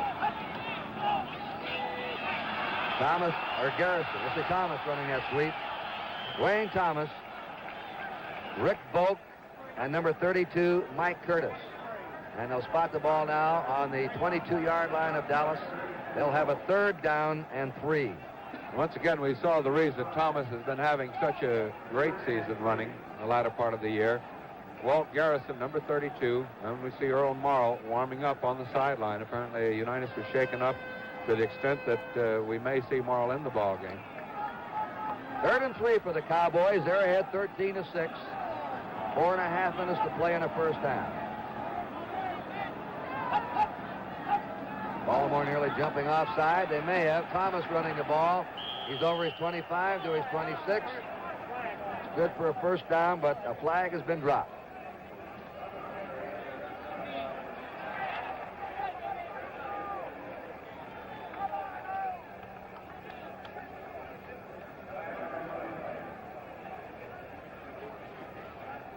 Craig Morton, the captain on offense.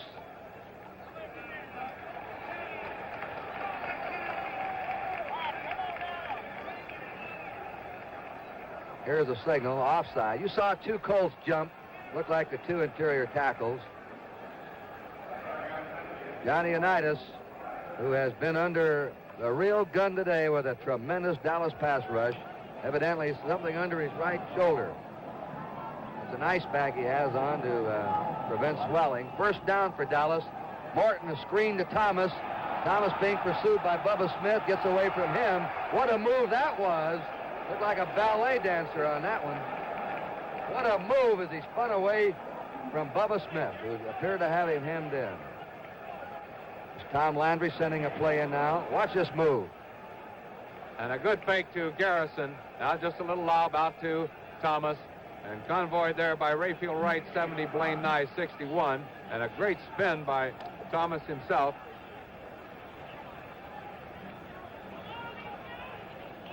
That was a 6-yard gain. Thomas now has 20 yards on the ground. Garrison has 21. The Colts have gained only 17 yards rushing. Play action pass. And they screen it to Rucker, the flanker. Flag goes down. Rucker is ridden to the turf by number 21, Rick Volk. But they dropped the flag. Looks like we have pushing, offensive pushing. That was Bob Hayes. I think he had offensive pushing. Bob Hayes was the man that committed a foul. And they're talking now to Fred Miller, the defensive captain, number 76. Hayes was trying to aid his runner and committed the foul. And they're hurting Baltimore, Kyle, with those wide screens. They're hooking Ted Hendricks on some of these running plays. And then, of course, the wide screen.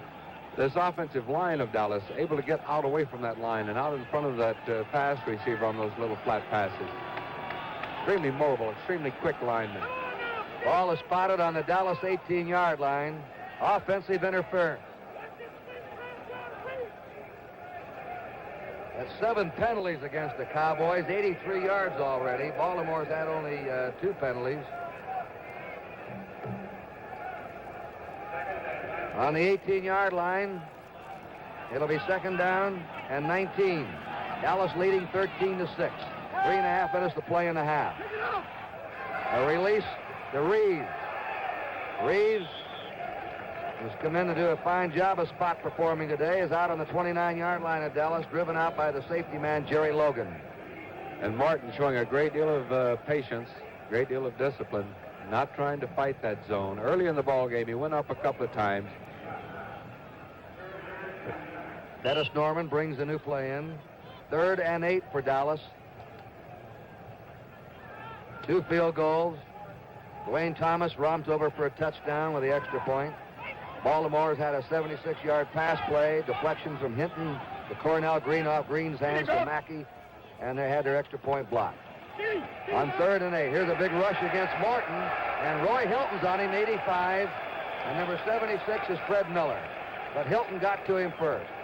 That's 3 times Hilton has penetrated deep today for Baltimore. Let's quickly go down to Bill Ennis. Kurt, we have a report. We checked the Baltimore bench on Johnny Unitas. He was hit very hard with an interception a moment ago. He has an ice pack on his ribs. He is having a little trouble breathing. He says he's all right. Earl Morrow continues to warm up. Let's go back up to you. On the right side of Unitas, he has been hit in the ribs. He has sore ribs. He says he's all right. That is typical statement that Unitas would say, but evidently he's not. Here's the kick now by Whitby.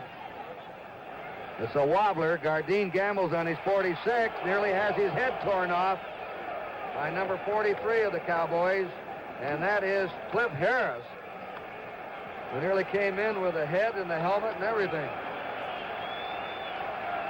Earl Morrill now comes on the quarterback. Earl Morrill, who threw 4 touchdown passes against the Jets in the last season game for Baltimore, as Unitas is injured. And it's a first down for Baltimore on their own 48-yard line. Morrill has time, completes the pass to Eddie Hinton, and the ex-Oklahoma star has a first down on the Dallas 26. Eddie Hinton, second in the American Conference in pass receiving. And here's Earl Morrill, Player of the Year 1968, firing to Eddie Hinton.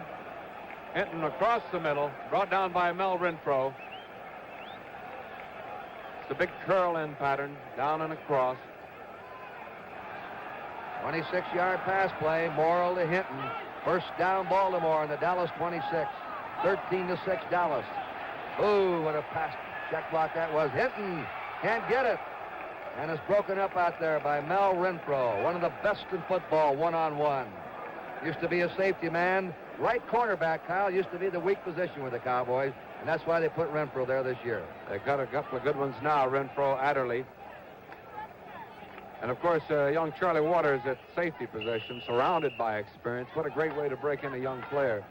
Surround him with Cornell Green, 9 years, Herb Adderley, 10 years experience. Dallas usually plays the run on first down, and if they blitzed only 15% this year. They'll do it on this down. Let's watch. 2nd and 10. And they raise up and hit Roy Jefferson to the 11. He's going. The whistle had not blown, and he goes to the 5, and a flag is down, and a foul call on Dallas. It's on Leroy Jordan. And here's the play. Morrill firing into Jefferson. And that looks like, well, we'll try and pick his number up in just a moment, who got injured on the play. Here's Jefferson going down. Just a little curl in. And that's number 41 coming in. They knocked Waters Jefferson when he hit. Well, Jefferson's a big, strong flanker. And when he hit the safety man Waters, he injured him. And then at the 5-yard line, Leroy Jordan committed a foul. The penalty goes half the distance to the goal, and now it is 1st and goal to go on the 2-yard line. A timeout. Action will continue here at the Super Bowl. The score is the Dallas Cowboys 13 and Baltimore 6.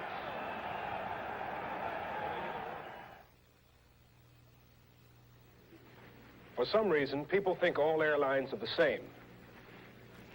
They're not. Several airlines bought 747s.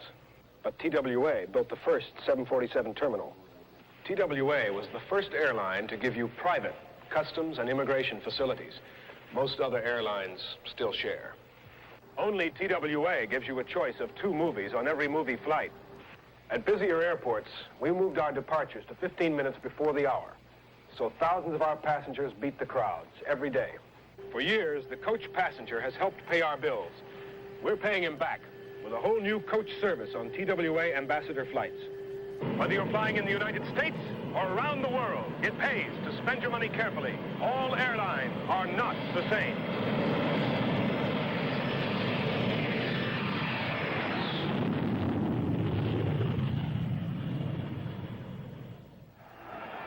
When Roy Jefferson took that pass, his knee didn't touch the ground because Waters was underneath him. That's when Waters became injured, and that's why Jefferson could get up and keep running from the 11 down to the 5. And now Earl Morrill has moved this team in 3 plays from his own 48-yard line to the Dallas 2.5-yard line. A first down and goal to go. They have the 2 tight ends, Mackey and Mitchell, in the game. They have Bulash and Nowoski behind Morrill. And it's off to Bulash, and he's stopped. That blue wall with Lilly and Pugh in there underneath. Renfro coming in to help, number 20. And number 54, Chuck Howley. And as they untangle, it's still on the 2-yard line. 2nd down and 2 to go. We have 1 minute and 33 seconds to go in the first half.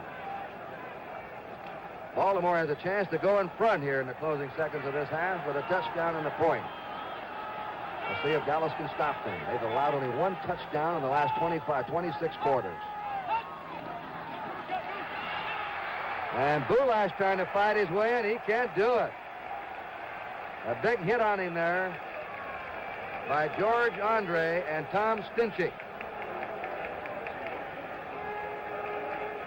Now it is 3rd down and still 2 to go. What do you call, Kyle? Well, whether Earl Morrow goes with it or not, Unitas always likes that play-action pass. It's a slant to the fullback or the halfback with them continuing on out into the flat. We'll see which play selects. 3rd down and 2 to go for a Baltimore touchdown. That could tie them with the Cowboys. Bulash stopped again. What a defense down there in that goal line. They haven't budged an inch. We're in the last 25 seconds now, the half. And Baltimore is calling for time with the clock showing 21 seconds to go in the half. Earl Morrow will go to the bench and talk to his coach. They had the ball on the 2.5-yard line. 3 cracks at the 2. A 4th and 2 to go for a touchdown with only 21 seconds to go. Dallas leading 13-6. Now what do? You go with a try and get the sure 3 points, which should be. Don McCafferty, a rookie coach, 10 years an assistant coach at Kent State, turned down an assistant coaching job with Baltimore 1 time. 2 years later, Weeb Eubank gave him a second chance. He accepted it. 11 years as an assistant coach with the Colts. Shula left, and now Don McCafferty is the man. And right now, to his other 15-year veteran quarterback, Earl Morrow. They don't have the kicker in there. They're going for it. 4th and 2 to go for a Baltimore touchdown. Dallas leading 13-6. Baltimore's driven from their 48 to the 2. Morrow has moved the team better than Unitas did. They seem to get better protection. Unitas is injured with bad ribs.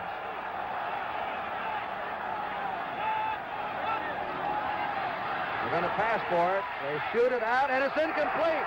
They're trying to hit Tom Mitchell, the tight end, and he stumbled going into the end zone. Mitchell was trying to slither through. He stumbled. He was delayed coming off the line, held up. And also on a 4th down pass into the end zone, it normally comes out to the 20-yard line. That's what it'll be. What a magnificent goal line defense by the Dallas Cowboys.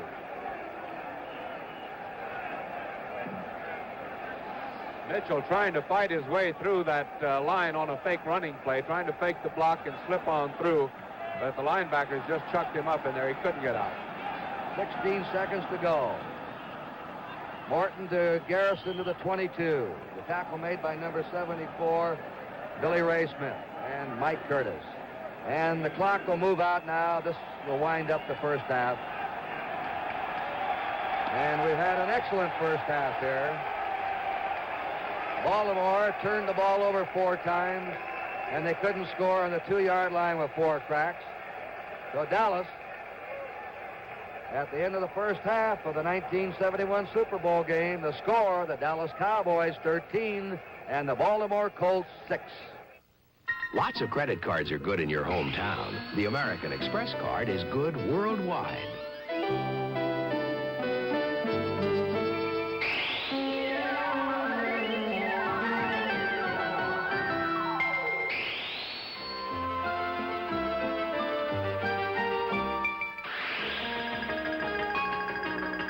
The American Express card, the new money worldwide.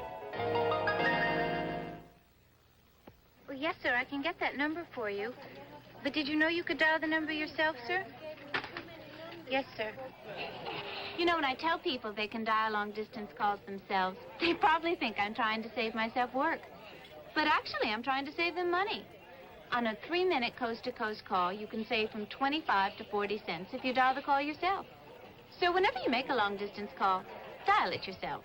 On most out-of-state calls from your home or office, you'll save. We'll have halftime activities for the 1971 Super Bowl game after this pause for station identification. It's guys like Rowan and Martin that make the Lone Ranger wear a mask. When I put on a red pantsuit and my husband doesn't notice, that's bad. So I watch my calories. That's good. There's only 2 calories in a big, bubbly 8-ounce glass of Fresca. No sugar, no cyclamates. It's an honest-to-goodness diet soft drink. I like Fresca. Let's go to the Tropicana in Las Vegas, where Harrison Frank presents the winners. Clothing brands that put you way ahead in quality, value, fashion. Botany 500 Clothing, Steinblock Clothes, Austin Leeds hand-shaped suits, Christian Dior Clothing. At Harrison Frank, you choose from the greatest clothing selection in the West. You'll find exactly the style that suits your personality, your particular taste. When you buy your clothing at Harrison Frank, you never gamble. You always pick a winner. Harrison Frank, 43 stores throughout the West, where the winning fashions are. Charge it. Folks, trade in your old Volkswagen on a brand new one. Is this the new one? Which Way, America, today at 5:30. Super Bowl V is brought to you by Chrysler Corporation, extra care in engineering. Your host today, your local Chrysler Plymouth dealer.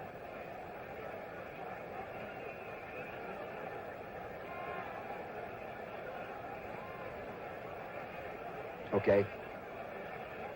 Everything all right? From Cape Girardeau, Missouri now, the Southeast Missouri State College proudly presents its Golden Eagle Marching Band. The director is Leroy Mason, and their formation is joined by the South Dade High School Marching Group. So here we are with Dallas leading 13-6 at halftime, and let's watch the entertainment.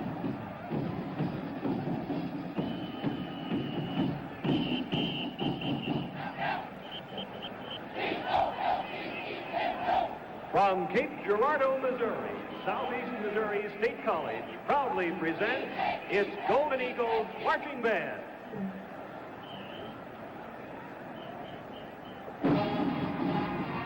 The state of Missouri celebrates 150 years of statehood during 1971. And it is the wish of all Missourians to invite their fellow Americans to capture a glimpse of history and enjoy the beauty of the great outdoors in the Show Me State during this sesquicentennial year. The Golden Eagles begin their show today by forming a symbol of all of our United States. From coast to coast, the National Football League, like our great nation of 50 states, stands strong and united today. This year marks the completion of its first 50 years of competition, and the league has grown to 26 teams, divided into the National and American Football Conferences. Here is a Golden Eagle salute to both conferences.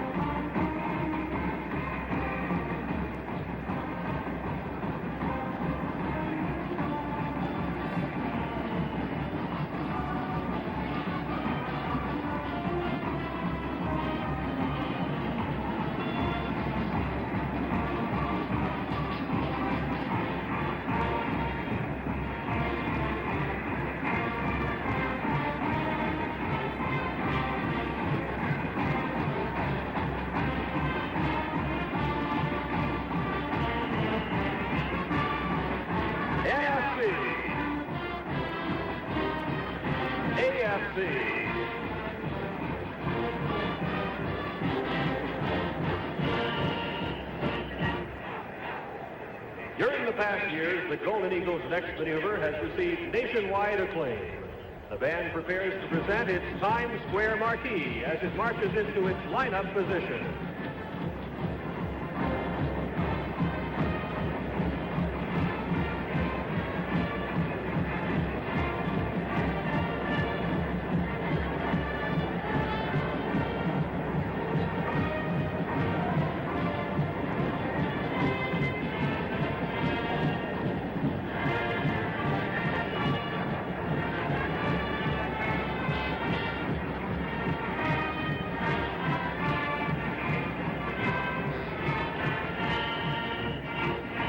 We invite you to watch the intricate maneuver made famous by the Golden Eagles as they salute the winner of this Super Bowl game today with letters floating endlessly across the field.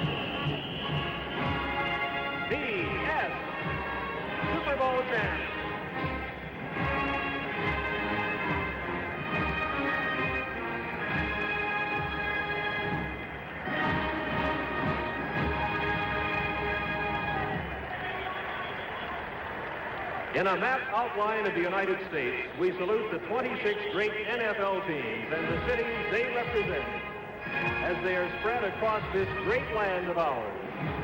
In the territory of the original 13 colonies, we find in the north, close by the Statue of Liberty, the New York Giants and the New York Jets. Near the roaring Niagara Falls, the Buffalo Bills. And in the city of the famous Tea Party, the Boston Patriots. In our cradle of liberty, the Philadelphia Eagles. And in the land of the Minutemen, the American Conference champion Baltimore Colts. In our national capital, the Washington Redskins. And in the deep south, the Atlanta Falcons. Within the Florida Purchase, the old Northwest Territory, and along the Great Lakes and the waterways of the great Mississippi Valley, we find among the orange groves and sandy beaches, the Miami Dolphins. Along the Mississippi and Ohio River steamboat country, the St. Louis Cardinals and the Cincinnati Bengals. At the junction of the overland trails and stagecoach routes, the Kansas City Chiefs. Along the Great Lakes, our industrial cities and their teams, the Detroit Lions, the Cleveland Browns, the Chicago Bears, and the Pittsburgh Steelers.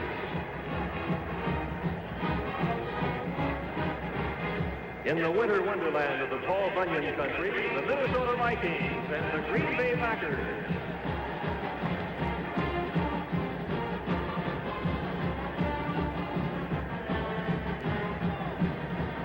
And way down yonder at the mouth of the mighty Mississippi, in the birthplace of jazz, the New Orleans Saints.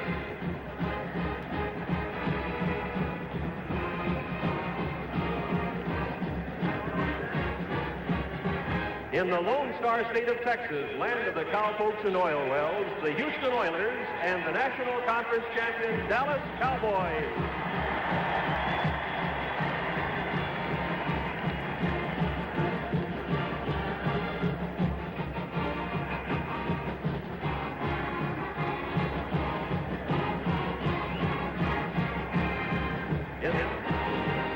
In the far west, near the majestic peaks of the Rocky Mountains, and in a winter sports playground, we have the Denver Broncos.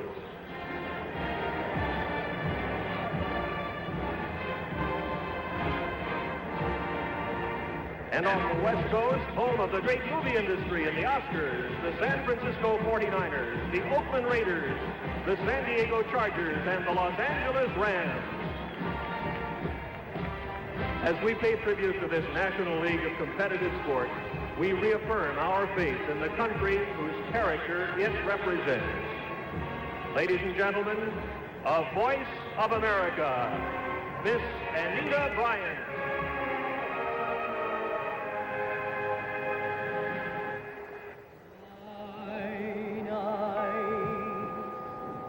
Have seen the glory of the coming of the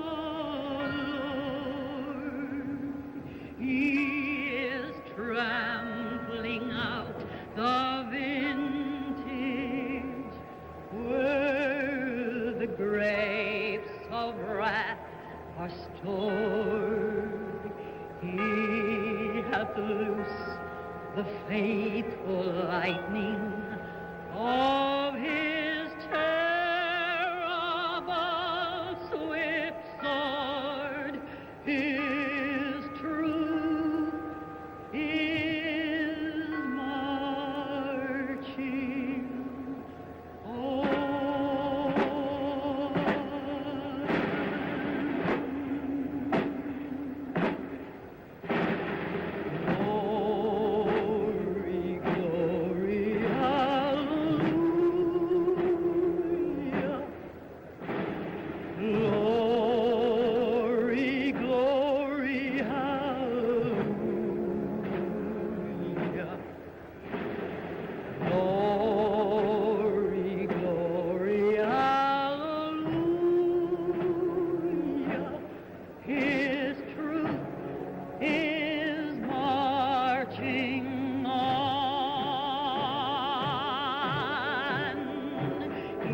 Sounded forth the trumpets that shall never call retreat.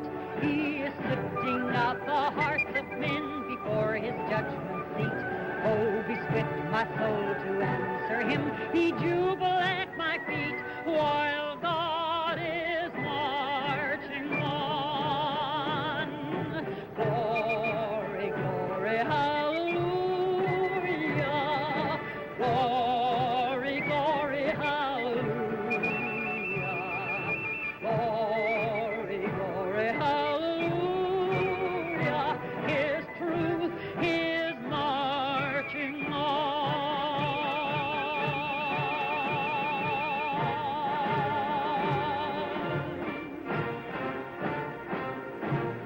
In the beauty of the lily, Christ was born across the sea with a glory in his bosom that transfigures you and me, as he died to make men holy. Let us die to make men free while God is marching on. Glory, glory, hallelujah. Glory, glory, hallelujah. Glory, glory, hallelujah. His truth is marching on. Glory, glory, hallelujah. Glory, glory, hallelujah. Glory, glory, hallelujah. His truth is marching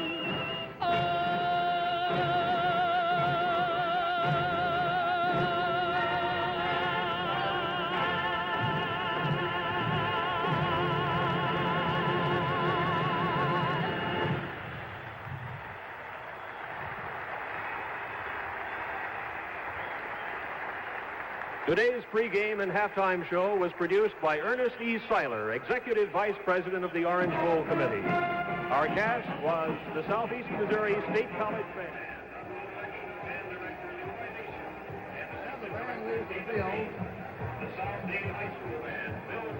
We're 13-6, Dallas here at halftime.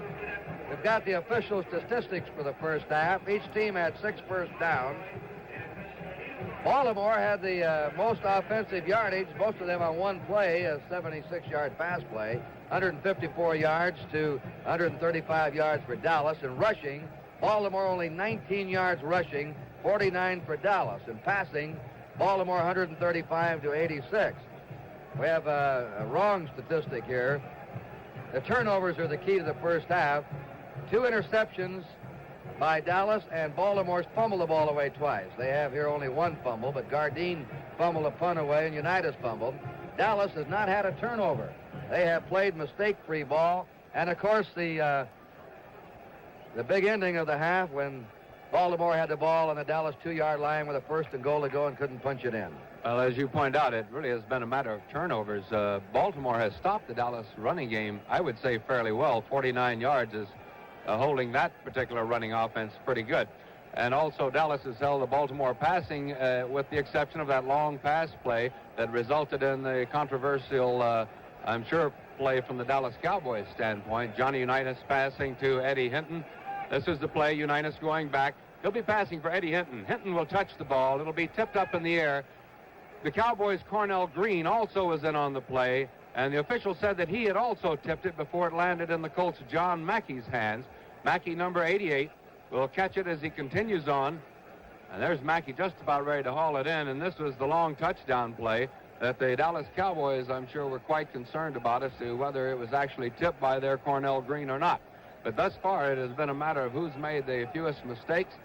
Dallas certainly not running all over Baltimore, doing a fairly good job. Baltimore not outpassing Dallas, certainly, but doing a fairly good job. And it's been the fumbles and the interceptions. Now the Colts are coming back on. We'll get word just before the half. You think they'll continue with Morrow? I think so. If Johnny's not able to play, it's just a matter of whether he is physically able to or not. I know if he is, I think they will go back with Unitas. We're going to take a look now at Dwayne Thomas's touchdown run. This is after the Dallas Cowboys had scooped up Johnny Unitas' fumble. And here's Morton now feeding Thomas. And this is just a little dump pass off to the right. Good blocking out in front. And this will be number 20, Volk, coming in, I think, to try to make the tackle. And just misses as he goes across. Billy Ray Smith makes the tackle. Well, the score is Dallas 13 and Baltimore 6 as we get ready for the second half kickoff of the 1971 Super Bowl game. When your company orders a copier from 3M, we want you to receive the copier that's going to do your business the most good. For example, we have a compact desktop unit, ideal for a few copies a day. On the other hand, there's a copier that's completely automatic, from feeding originals to sorting copies into sets. We also have a machine that features continuous stream feeding of originals, and a new high-speed copier that creates sharp, black-on-white copies on ordinary bond weight paper. And if you want color, 3M now offers a machine that reproduces any original in full color. So let us help you decide which 3M copier can lower your copying cost. See and compare them all at your 3M Business Products Center. As we mentioned in the first quarter, the very first Super Bowl winner was coached by Vince Lombardi. And the following year, his team came back and they won it again. Vince won't be with us today. And Brian Piccolo, the Bears running back, won't be on hand for today's game either because cancer claimed them both. Now, scientists and physicians tell us that we can beat cancer, but it's going to take continuing research. The National Football League is asking for your help. Please, send $1 or $10 or whatever you can to Super Bowl Cancer Fund, Box 800, Grand Central Station, New York, New York, zip code 117. Believe me, this disease can be beaten. Thank you very much.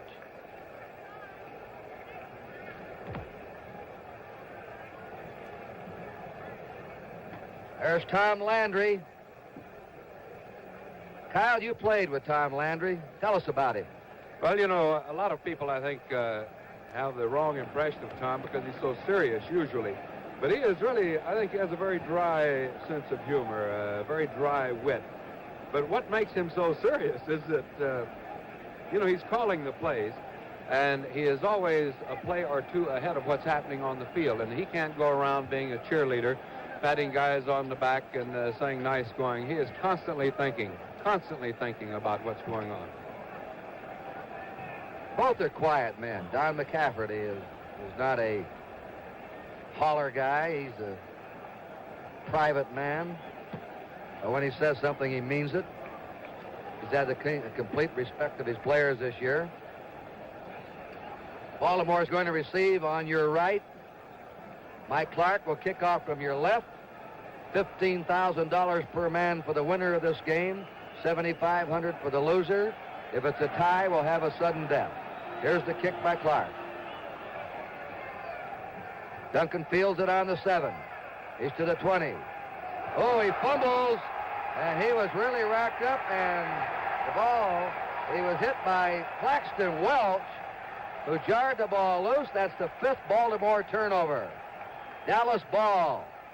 Jarring tackling today by the Cowboys. They've now jarred 3 men loose from the ball. They've had 2 interceptions. It's a first down for Dallas on the Baltimore 31.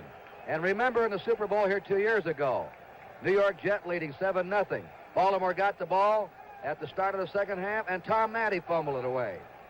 Here now, the Cowboys out, first down on the Baltimore 31. Dwayne Thomas to the 25 and to the 23-yard line before he's hit there by Ray May. If my records are correct, that's the 3rd fumble for Baltimore to go along with 2 intercepted passes. That's 5 big turnovers. Dallas has been able to convert only 2 field goals on 2 of them, and then the 1 touchdown. Dwayne Thomas in the first half had 23 yards on the ground. He now has 30. Coming back on a delay is Garrison for a first down to the Baltimore 15. And he's hit by Ray May again with help from Mike Curtis. Dallas ball. They smell blood now. They have a first down on the Baltimore 15 in the opening of the second half. Morton is the quarterback. Dwayne Thomas and Walt Garrison the running backs. Reggie Rucker flanks to the right and Bob Hayes to the left. Pennis Norman is the tight end. Thomas is dropped by number 83, Ted Hendricks, and number 74, Billy Ray Smith. It's on the 13-yard line of Baltimore. It's 2nd down and 8. Going off is Hendricks, and coming on to replace him is Bob Grant, number 51. Hendricks was injured on that last play, the outside right linebacker. 2nd down, 8. Dallas Cowboys in the Baltimore 13. Garrison cutting back, and he's to the 7-yard line. As you saw the cutback when he saw the daylight inside. Ray May hit him again, the 3rd tackle in a row, and Ted Hendricks returns to the game as an outside linebacker replacing Bob Grant. It'll now be 3rd down and 2 to go for a first down for Dallas. Dallas taking advantage of that lateral pursuit on the part of Baltimore. I'm sure from up in the press box in that first half, at the halftime, they went over this, having their runners cut back against the grain. 3rd and 2. Thomas running on his own to the 2-yard line. Ridden down by Fred Miller, 76.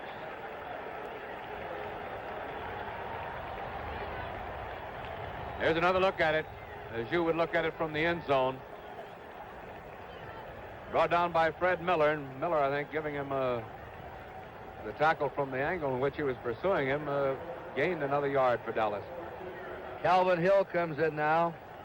Reggie Rucker goes out. Garrison stays in. And they're going into their... They'll have Thomas and Hill with the 2 tight ends. The old standard T. They give it to Thomas. And Thomas trying to spin to that goal line. And he's in. Wait a minute, he fumbled at the goal line. He fumbled right at the goal line. And Dallas is unhappy now. He lost the ball as he spun back toward the goal line. That's the first turnover for Dallas, and it cost him 6 points. Greg Morton letting the officials have it as he comes off. On the half-yard line, Baltimore's ball. They'll have to get it out of here or clear it out.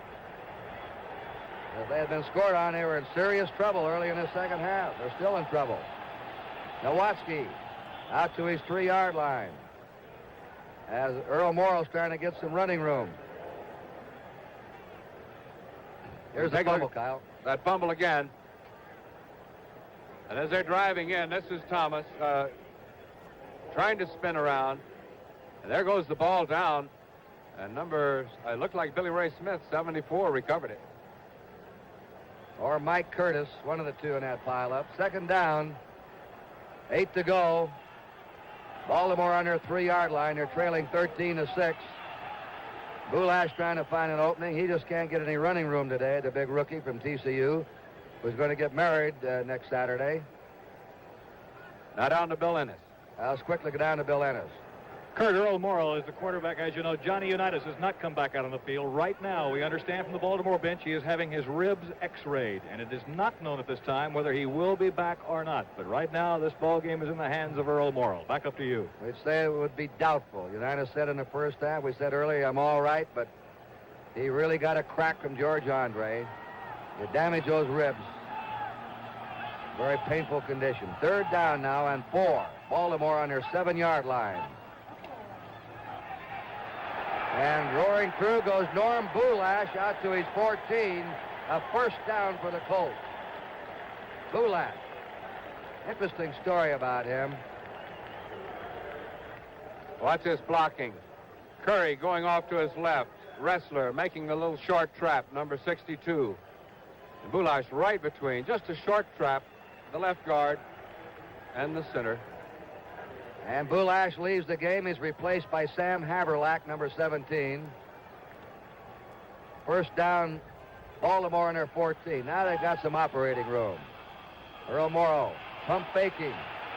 Fires to Hinton. Hinton can't get it. And defending there with him was Mel Renfro, right on him like a piece of adhesive tape. Second down, 10. A lot of bumping going on downfield, but of course Renfro can do that until that ball is put in the air, and he'd given Hinton a pretty good chuck as he came down about 10 yards. And Hinton, of course, was slowed down by that contact, trying to fight his way out to the sideline. Renfro plays his receiver tighter than Adderley does. Adderley usually plays loose. Second down, 10. Baltimore on their own 14-yard line. Dallas leading 13-6 in the third period. Right down the middle to Haverlack at the 30. Haverlack at the 35 to the 39. A second-year man from Bucknell, Sam Haverlack, tackled by Mel Renfro, and Baltimore has a first down. Put it on their 40. And as you can see, Baltimore doesn't lose much efficiency when they change quarterbacks. Earl Morrill, who led the Colts into the Super Bowl 2 years ago, certainly effective in this drive. His coach, McCafferty, when asked if anything happened to Unitas, he said, I don't worry. I've got a great quarterback behind him. Earl Morrill. First down, Baltimore on their 40. A draw play to Nowatzki. Nowatzki striding to his 46-yard line. The hit was made by Jethro Pugh, number 1, and then Dave Edwards, secondly. Cornell Green in the pileup. It's a gain of 6.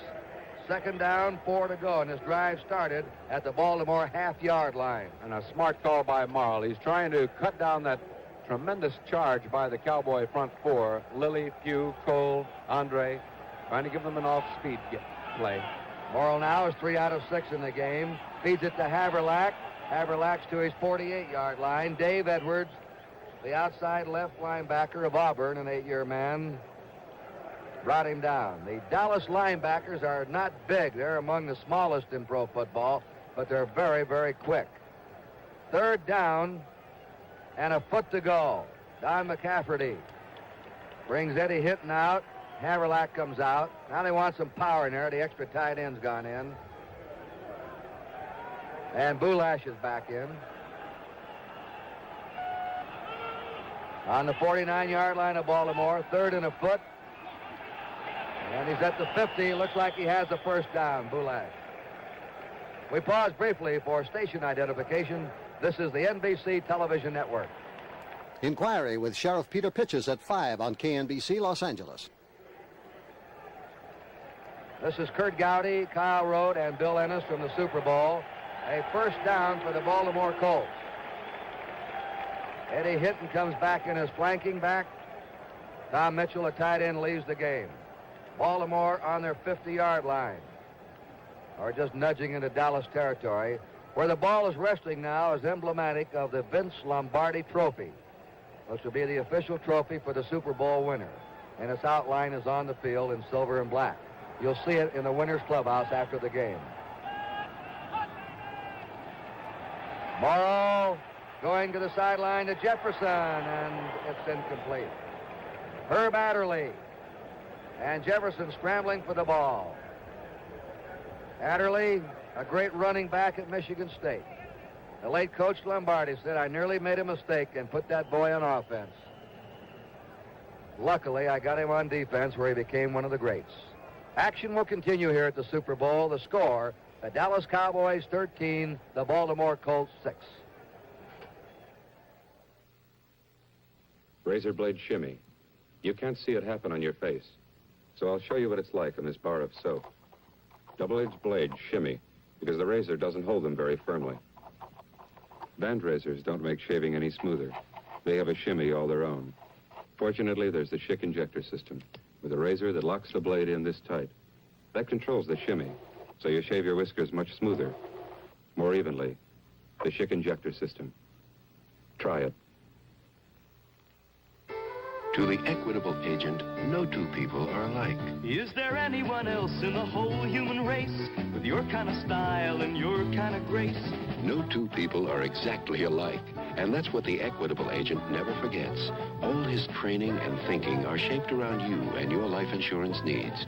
To the Equitable agent, there's nobody else exactly like you. Nobody else like you. 2nd and long for Baltimore, so 2 extra linebackers go in, D.D. Lewis and Tom Stinchik for Dallas, and an extra secondary man, Mark Washington. Edwards and Howley leave the game, and we'll have a 3-man rush. Pugh went out as the lineman. 3 men up front now. They're looking for the pass on 2nd and 10. Baltimore on the 50-yard line. Big rush on him. And he read it, and he hit Bulash at the 43 of Dallas.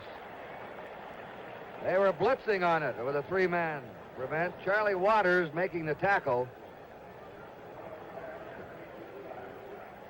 And here's Earl. You'll see Mark Washington, number 46, come flying through there. There's Andre coming out to the right. And another Red Dog, 56, Tom Stinchit. And he got it away just in time. Bulash with a good reception. 3rd and 4 now. Ray Perkins comes in, and Bulash has gone out. They have 3 wide receivers in now, Baltimore. Morrow. Bad pass. Right in the hands of Leroy Jordan. Pass was intended for Perkins, Ray Perkins, and Morrow threw a bad pass. And Howley had Jordan had a wide open shot at it. And O'Brien is coming in now to try a long field goal. Jim O'Brien. Oh, trying to hit Perkins down there, and there were 3 linebackers for Dallas in that one area, D.D. Lewis, Leroy Jordan, and Chuck Howley.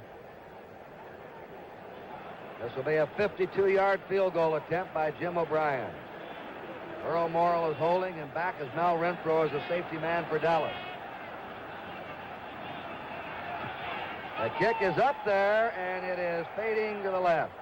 And is going to be dead on the 1-inch line. Dead on the 1-inch line. You can't, that's almost like pitching pennies. Action will continue here at the Super Bowl. The score, the Dallas Cowboys 13 and the Baltimore Colts 6. It's a fact. Chrysler Plymouth offers more kinds of new cars than anyone else, including Duster, Satellite, Roadrunner, Fury, Chrysler, and now a new entry in the subcompact field, the little car that can. Here comes Cricket, coming through. Chrysler Plymouth, coming through. New Cricket from Plymouth has 4 doors and gives you family-sized room, gives you good gas economy, and things you can't get in some other import-sized cars, like power disc brakes in front, standard, big 14 cubic foot trunk. And Cricket is Chrysler engineered, Chrysler built. Cricket, only $19.15, manufacturer's suggested retail price, excluding state and local taxes, destination and suggested dealer new car preparation charges, at selected Plymouth dealers.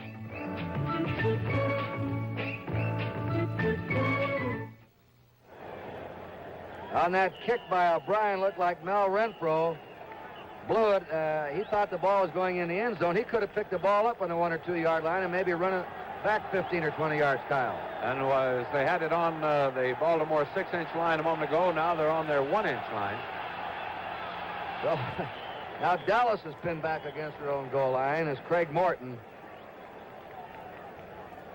gets it out to the 3 where Ray May and Billy Ray Smith. Baltimore had the ball on their half-yard line. Now Dallas had it on their 1-foot line. And they're on their own 3 now. Of course, it all looks easier up here, but down in the field, much tougher. And Renfro evidently thought that ball was going to skip on in and wouldn't take that backspin. He had time to pick it up and maybe come back upfield 10 or 15 yards with it. Garrison and Dwayne Thomas behind Morton. That's Dwayne Thomas, and he's met at the 3 or 4 yard line by the right side of that Baltimore defense. Mike Curtis, he's been all over the field today. And helping him, number 85, Roy Hilton. 3rd down. Dallas on their 4 yard line. We have 4 minutes and 12 seconds to play in the 3rd period. Dallas is leading 13-6. Let's see what they do here.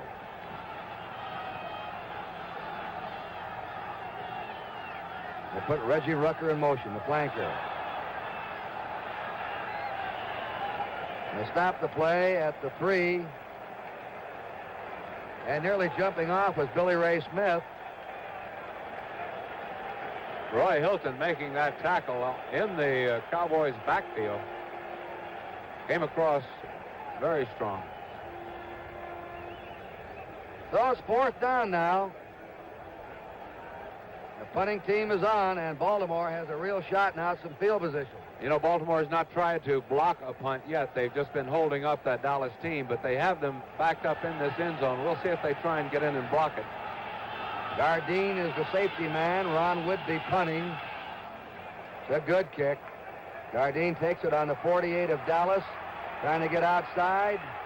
Look at that quickness of that Dallas coverage. A flag goes down. A flag went down, and I believe a clipping has been called. Might be clipping against Jack Maitland, I think. Maitland clipped, and that'll cost them 15 and put them back in their own territory. Those are the penalties that coaches gnaw their teeth over. You know, on that punt, Baltimore did not try to block it. Again, they were trying to hold up the Dallas men from going downfield, hoping that they could get Gardine back on a good run back. And then with the clipping penalty, they've lost another 15 yards. Johnny Unitas now is warming up. He injured his ribs in the 2nd quarter, had to leave the game when George Andre, the defensive right end of Dallas, hit him. He's had treatment, x-rays, and now there's a timeout. Action will continue here at the Super Bowl. The score is Dallas 13 and Baltimore 6. To the equitable agent, no two people are alike. Is there anyone else in the whole human race with your kind of style and your kind of grace? No two people are exactly alike, and that's what the equitable agent never forgets. All his training and thinking are shaped around you and your life insurance needs. To the equitable agent, There's nobody else exactly like you. Nobody else like you. Men, when you take it off with Noxema medicated shave, you know how close you can get? Hmm?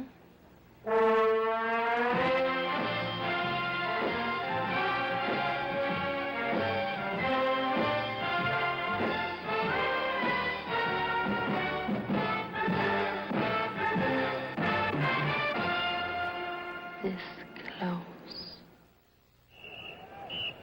They have X-ray facilities right here in the Orange Bowl. Unitas took preventive X-rays at the halftime to be sure he had nothing broken.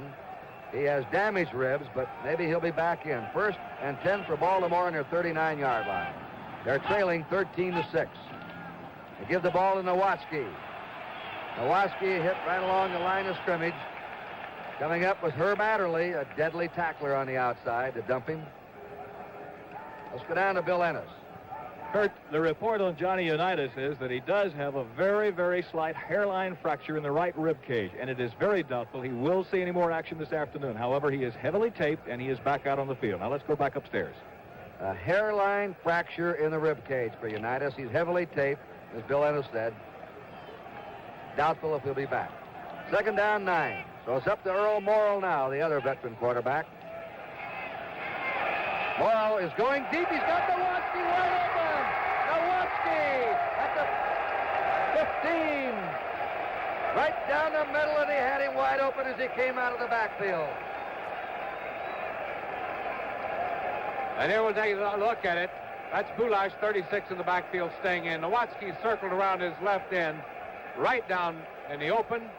Looked like 54 Howley, 55 Jordan. Someone missed picking him up. There's Adderley coming in. Adderley saved the touchdown. And now it's 1st and 10 for Baltimore and the Dallas 15. The score is the Cowboys 13, the Colts 6. A minute and a half to go in the 3rd period. Morrill to Bulash. Bulash to the 12 of Dallas. Met there by Larry Cole first. Waters came up from the safety position, and Leroy Jordan and Dave Edwards. Dallas, a quick pursuing team, gang tackling. Morrill has now completed 5 out of 10 today for 127 yards. Baltimore has a lead in 1st down. Baltimore's moved the ball better this half than they did the 1st half. Unitas was 3 out of 9 before he left. Craig Morton is at 8 out of 16. 2nd down, 7 to go. The Colts on the Cowboy 12.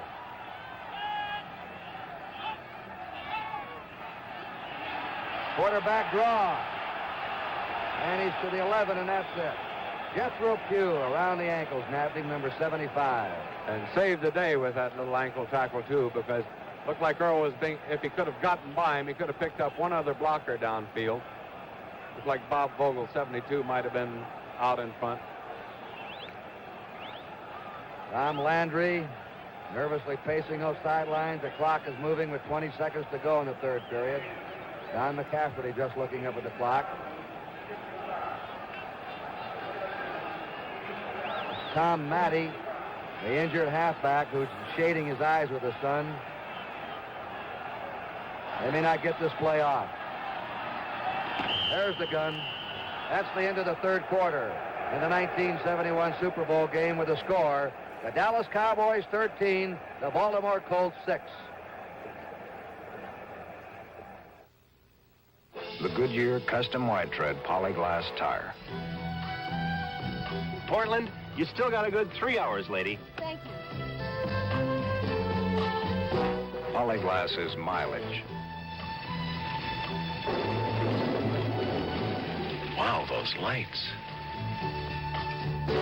Polyglass is traction. Fred, we there yet?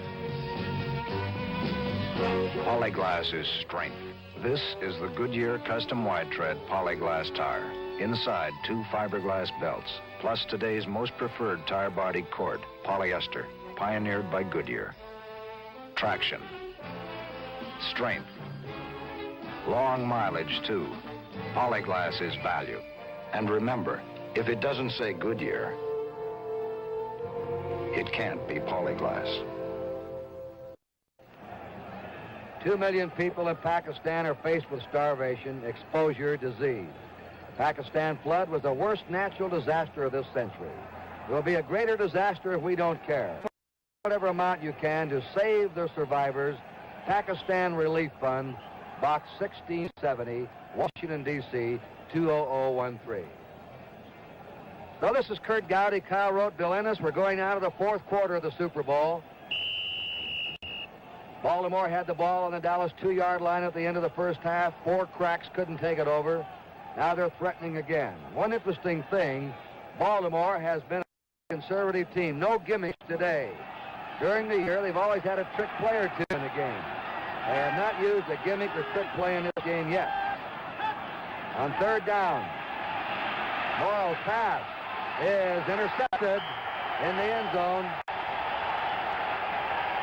And it's intercepted there by Chuck Howley. That's his 2nd interception. 6 turnovers for Baltimore today. 3 interceptions and 3 fumbles. And he not only had the ball intercepted, I think he gets pretty good rush on him right here at the end, coming in from his left. There it is, George Andre.